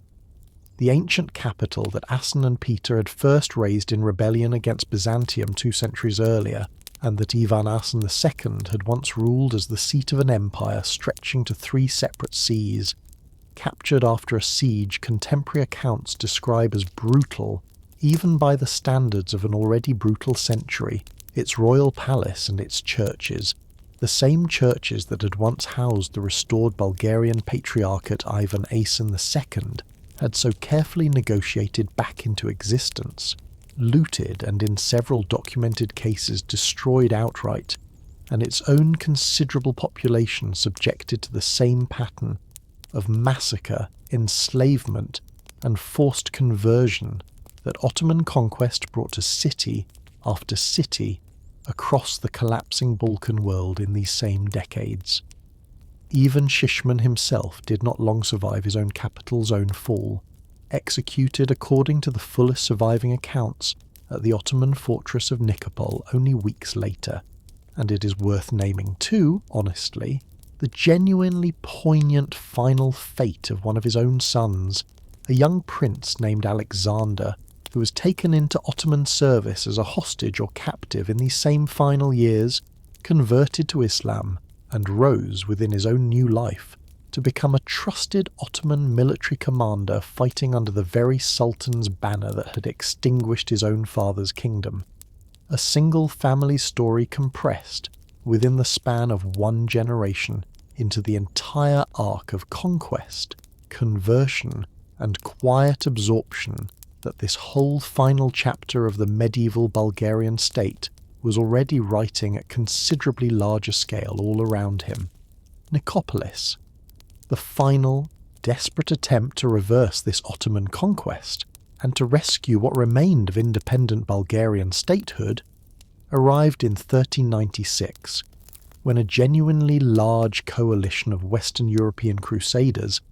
assembled under the leadership of the Hungarian king Sigismund and reinforced by a substantial contingent of French and Burgundian knights under the command of John, the future Duke of Burgundy, remembered to history by the epithet John the Fearless, marched into Bulgaria determined to break the Ottoman advance before it could push any further into Central Europe, a genuinely ambitious international crusading effort,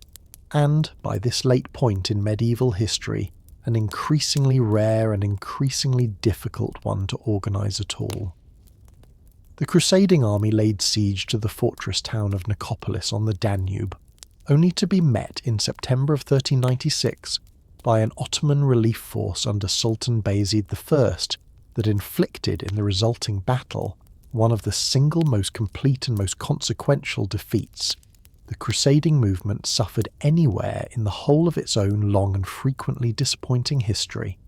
The overconfident and poorly coordinated French and Burgundian knights, according to the fullest surviving accounts, charging recklessly ahead of their own Hungarian and allied infantry in a headstrong pursuit of an initial tactical advantage in a pattern this story's listeners will recognise with real and bitter irony as almost exactly the same mistake Baldwin of Flanders' own Latin knights had made outside Adrianople nearly 2 centuries earlier, a charge that carried them directly into a devastating Ottoman counterattack from which the crusading army as a whole never recovered. The defeat at Nicopolis effectively ended any realistic prospect of Western European military rescue for what remained of independent Bulgarian and Balkan Christian statehood, and the last surviving Bulgarian principality, the Tsardom of Vidin under Ivan Sratsimir, fell to Ottoman conquest that same year, extinguishing, in the space of a single catastrophic autumn, the very last fragment of the medieval Bulgarian state this whole night's story has spent so many hours tracing from a muddy river, crossing in the year 680. It is worth naming too, honestly, the atrocity that closed out the battle itself, because Nicopolis has been remembered across the 6 centuries since, for its aftermath fully as much as for the fighting that produced it.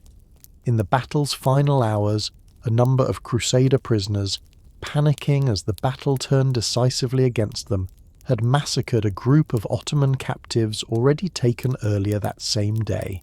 and Sultan Bayezid, informed of that killing once his own victory was secure,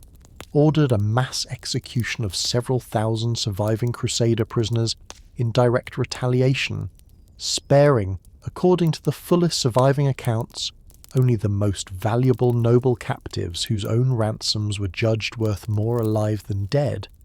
among them the young Burgundian commander John, who would carry the grim experience of watching so many of his own men executed before his eyes back to France with him,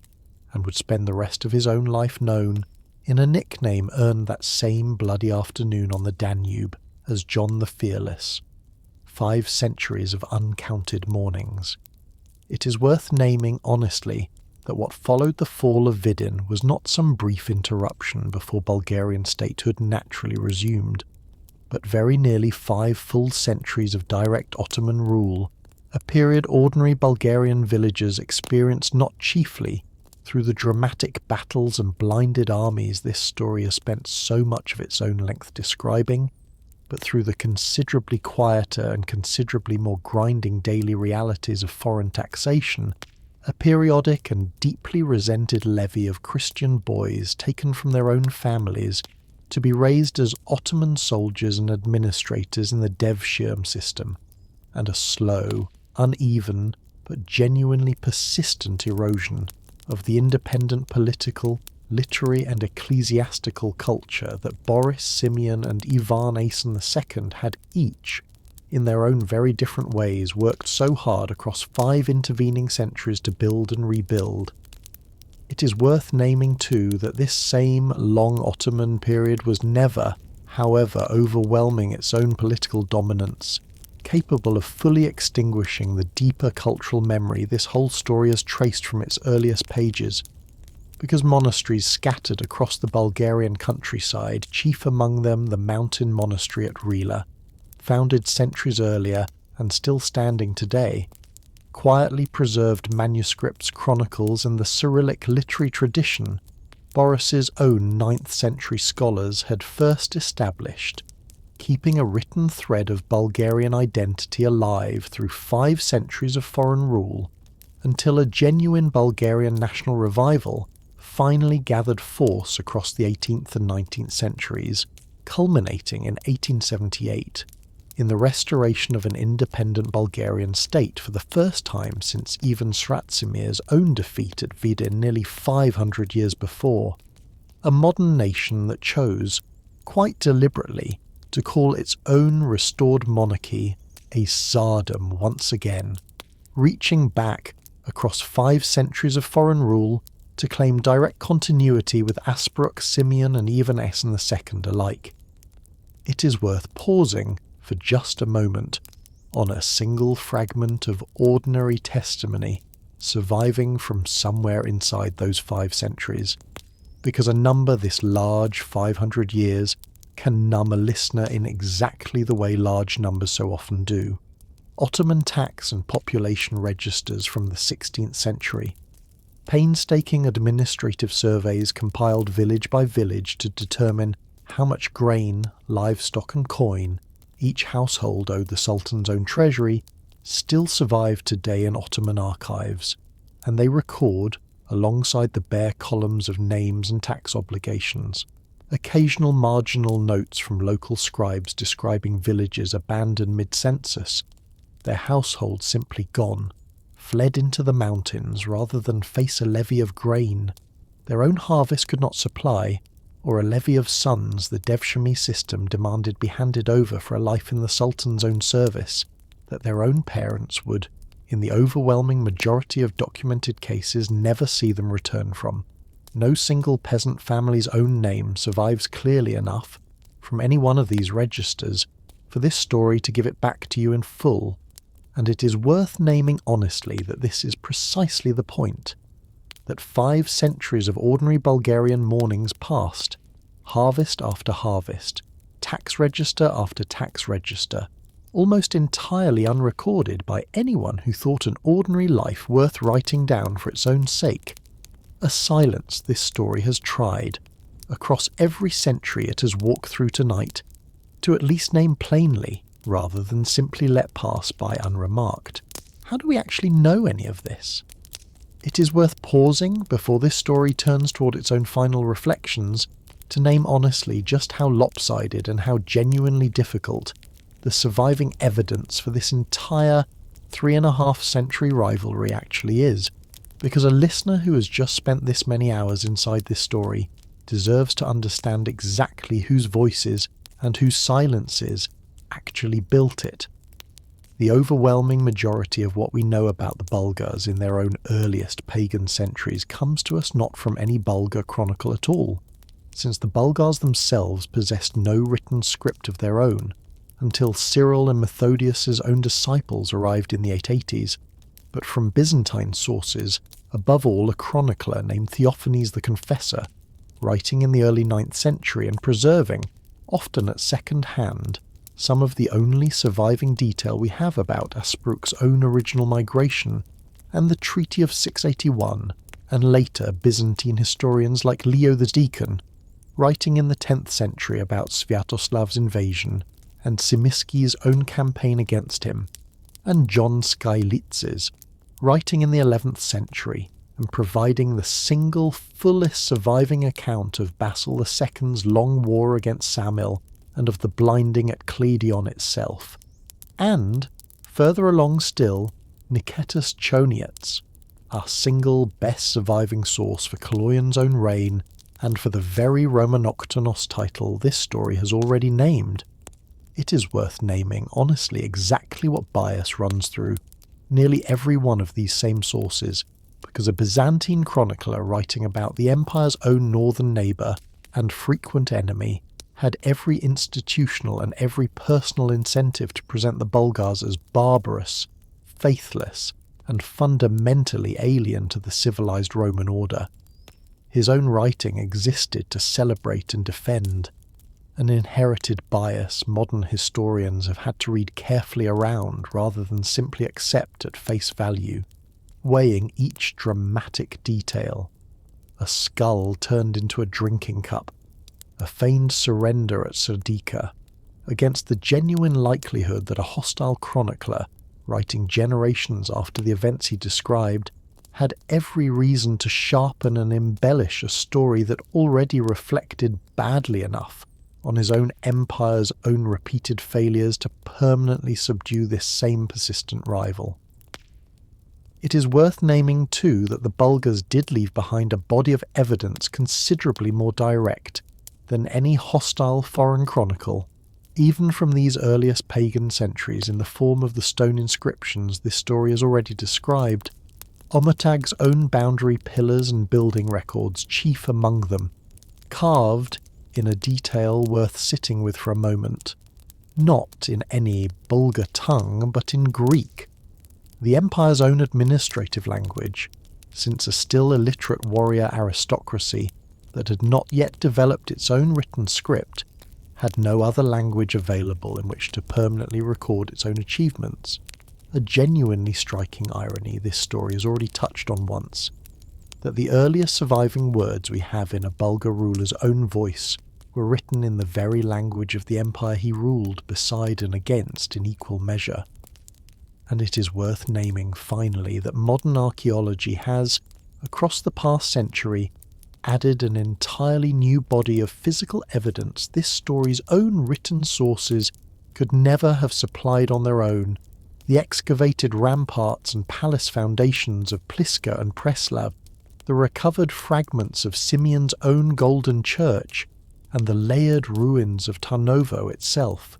Physical remains that let modern historians check the surviving chronicle's own claims against the actual scale and actual sophistication of what the Bulgars genuinely built.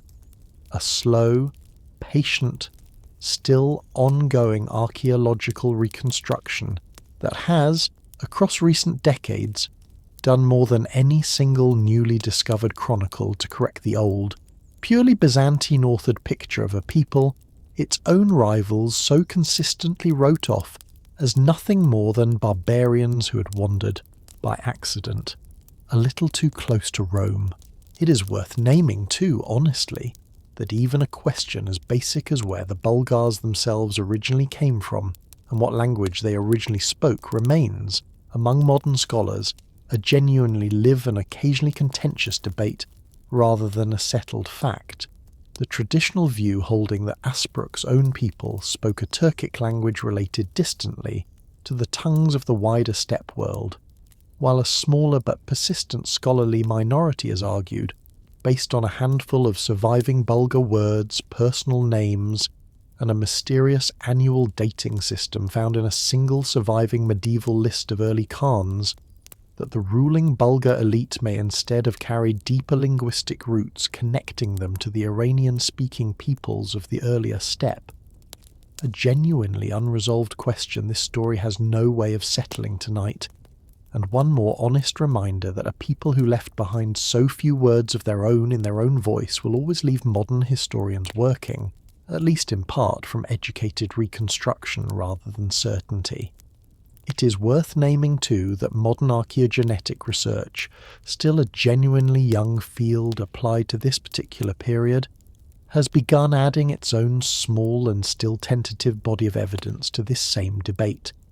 DNA extracted from burials at Pliska and elsewhere suggesting a ruling population with genuine steppe ancestry connections stretching back towards Central Asia, even as the very same excavations confirm what this story has already named in its own account of the Slavic majority buried beside them, a population considerably more numerous and considerably more genetically continuous with the region's own earlier Slavic and Thracian inhabitants, one more strand of evidence pointing toward the same layered, blended society. This whole story has tried to describe rather than toward any single simple ethnic answer. Both Pliska and Preslav are open today as walkable archaeological reserves. Their excavated earthen ramparts, palace foundations and church floors laid out under the open Bulgarian sky for any visitor willing to make the drive out from Sofia or Varna to stand inside the same throne room. This story opened its very first scene inside, a considerably more direct way of meeting this whole distant story than any surviving page of Theophanes or Skylitzes could ever quite provide on its own. It is worth naming too, honestly, that this whole distant rivalry has never fully stopped being a live and occasionally contested question even in the present day, because Samuel's own Western Bulgarian Empire centred as it was on territory that today lies substantially within the borders of modern North Macedonia, rather than modern Bulgaria itself, is claimed today as a defining national hero by both countries at once, Bulgarian historians and school books generally presenting Samuel as an unambiguously Bulgarian Tsar continuing Simeon's own line, and North Macedonian historians and school books working from a considerably more recently formed national identity that only fully crystallised in the 20th century, presenting the same ruler as a founder of specifically Macedonian rather than Bulgarian statehood, a genuinely live historiographical dispute still occasionally flaring into real diplomatic friction between the two neighbouring modern states that this story has no ambition of settling tonight, but that is worth naming honestly as proof that the questions this whole night story has been asking, who gets to claim which conqueror, which empire, which alphabet as their own, never actually stopped being asked once the medieval chronicles themselves fell silent. It is worth naming, too, one further and genuinely important source this story has not yet named, because it comes not from Byzantium at all, but from Bulgaria's own considerably later medieval and early modern tradition of historical memory. In the 1340s, a Bulgarian scribe working at Ivan Alexander's own court translated and lavishly illustrated a Byzantine world chronicle, originally composed by a 12th century writer named Constantine Manasses, producing a richly illuminated manuscript known today as the Vatican Manasses Chronicle, its own margins crowded with dozens of painted scenes depicting, among a great deal else, several of the very battles and coronations this story has already described. A manuscript whose vivid, almost cinematic illustrations have given modern historians one of their single, richest surviving visual sources for how the Bulgarians of Ivan Alexander's own generation imagined and remembered their own deep past. And it is worth naming finally a single 18th century monk whose own brief and passionately written history did more than any other single document to keep this whole story alive through the darkest centuries of Ottoman rule, and to hand it forward into the modern age at all, because in 1762 a monk named Paisius of Hilandar, working at a Bulgarian monastery on Mount Athos, and outraged by what he described as his own countrymen's growing shame at being Bulgarian in an era when Greek language and Greek culture dominated Ottoman-ruled church and commercial life alike, completed a short manuscript history titled Slav Bulgarian History, urging his own readers, in passages copied by hand and circulated secretly from monastery to monastery for decades before it was ever formally printed, to remember that their own ancestors had once ruled tsars, defeated emperors, and built an alphabet the whole Slavic world still used, a single monk's own act of patient, defiant memory-keeping that later Bulgarian historians would credit, more than any other single cause, with lighting the spark that grew, across the following century, into the full national revival and the restored Bulgarian state of 1878 this story has already named. It is worth naming too that Paisius's own manuscript did not exist in isolation, because it was followed, across the following decades, by a growing wave of Bulgarian language printing, schooling and church activism, ordinary merchants and priests raising money to found the first modern Bulgarian language schools in towns across the Ottoman-ruled countryside, and a persistent, decades-long campaign to win an independent Bulgarian church exarchate free of Greek ecclesiastical control, finally achieved in 1870.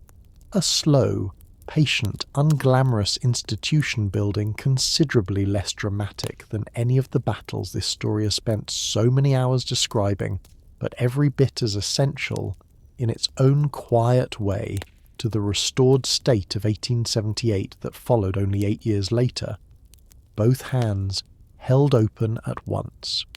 It is worth gathering together now in one place the genuine and deliberate contradiction that has been running underneath this entire 3.5-century story from its very first page, because neither the Bulgars nor the Byzantines this story has followed across so many generations were ever simply villains or simply victims, and a channel that has always tried to hold both hands open at once owes its own listeners that same honesty here. The Bulgars who crossed the Danube in 680 were, by any fair reading of the evidence, genuine conquerors, seizing territory that had belonged, for 6 centuries before their own arrival, to Rome, subordinating the existing Slavic population they found already settled there, and building across the following centuries a state whose own military campaigns, from Krum's devastation of Thrace to Simeon's decades of nearly continuous warfare to Samuil's own grinding 40-year resistance, inflicted real and largely uncounted suffering on ordinary Byzantine farmers, merchants, and soldiers who had no more say in their own emperor's strategic decisions than any Bulgarian peasant ever had in his own Khans. A Bulgar ruling class that, generation after generation, extracted tribute, labour, and armed service from the Slavic population beneath its own throne with exactly the same unsentimental authority any conquering aristocracy in any century has ever shown toward the people it ruled. And Byzantium, an empire whose own 11 centuries of continuous rule had, by the time Asparuh's horsemen first reached the Danube, already survived Goths, Huns, Persians and Arabs in turn, and whose own institutional memory for outlasting a dangerous rival was, by any fair measure, considerably deeper than any single Bulgar Khan's own reign could ever hope to match, was never. Across those same 3.5 centuries, the innocent civilized victim its own chroniclers so consistently presented,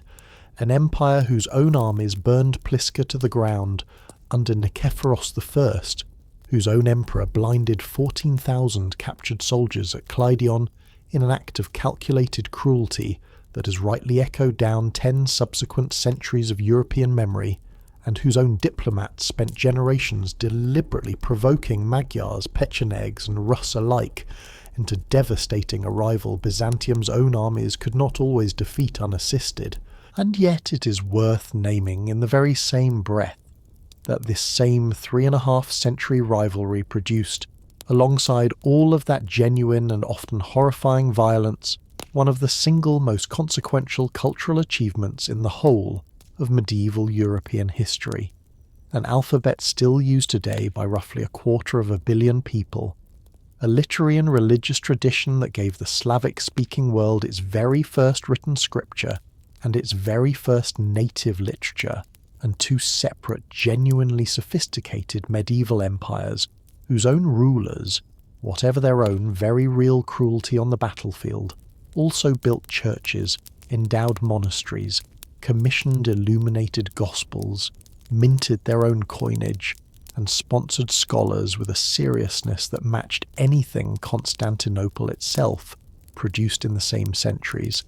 A people who arrived on the Danube as pagan raiders with no god but the open sky, and who left behind, 4.5 centuries later, one of the deepest and most enduring cultural inheritances medieval Europe as a whole would ever produce.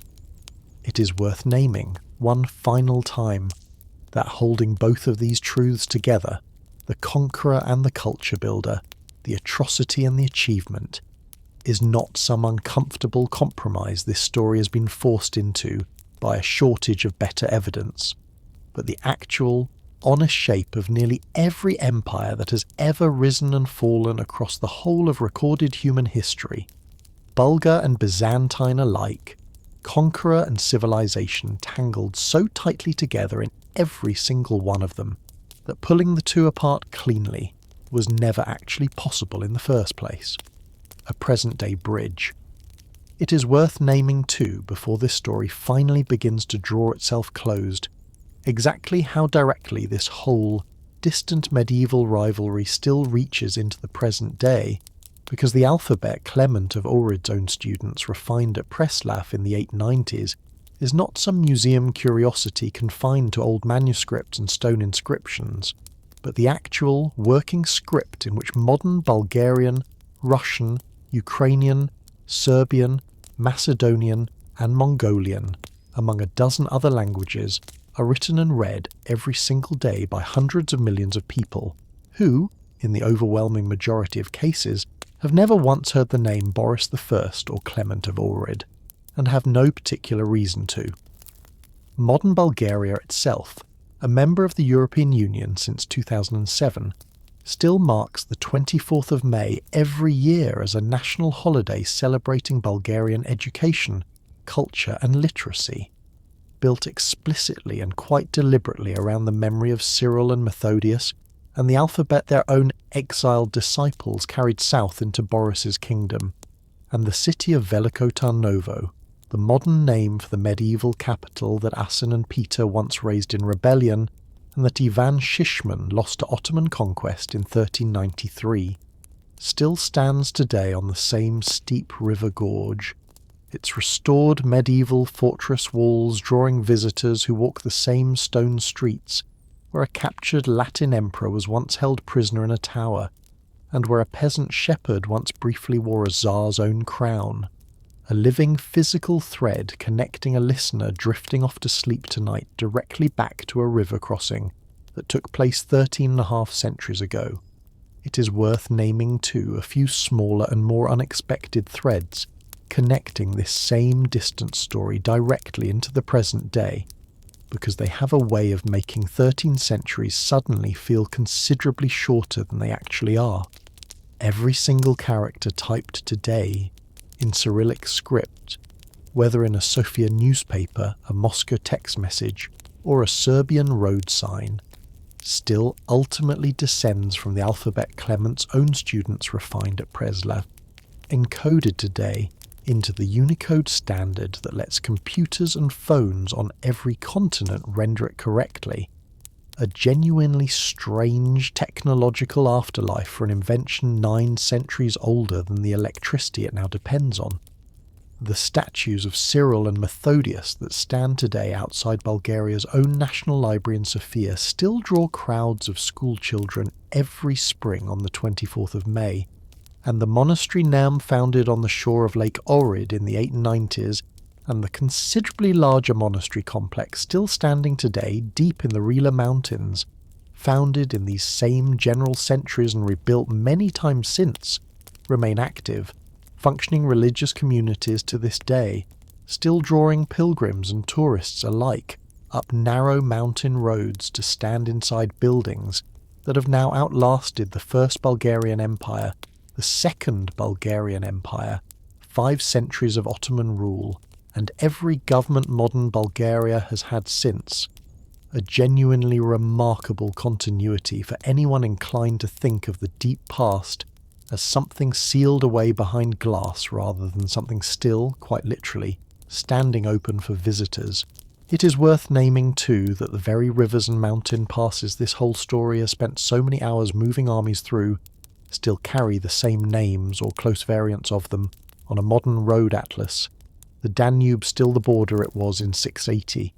the Balkan mountain range still the barrier Krum's men used to trap Nikephoros in 811,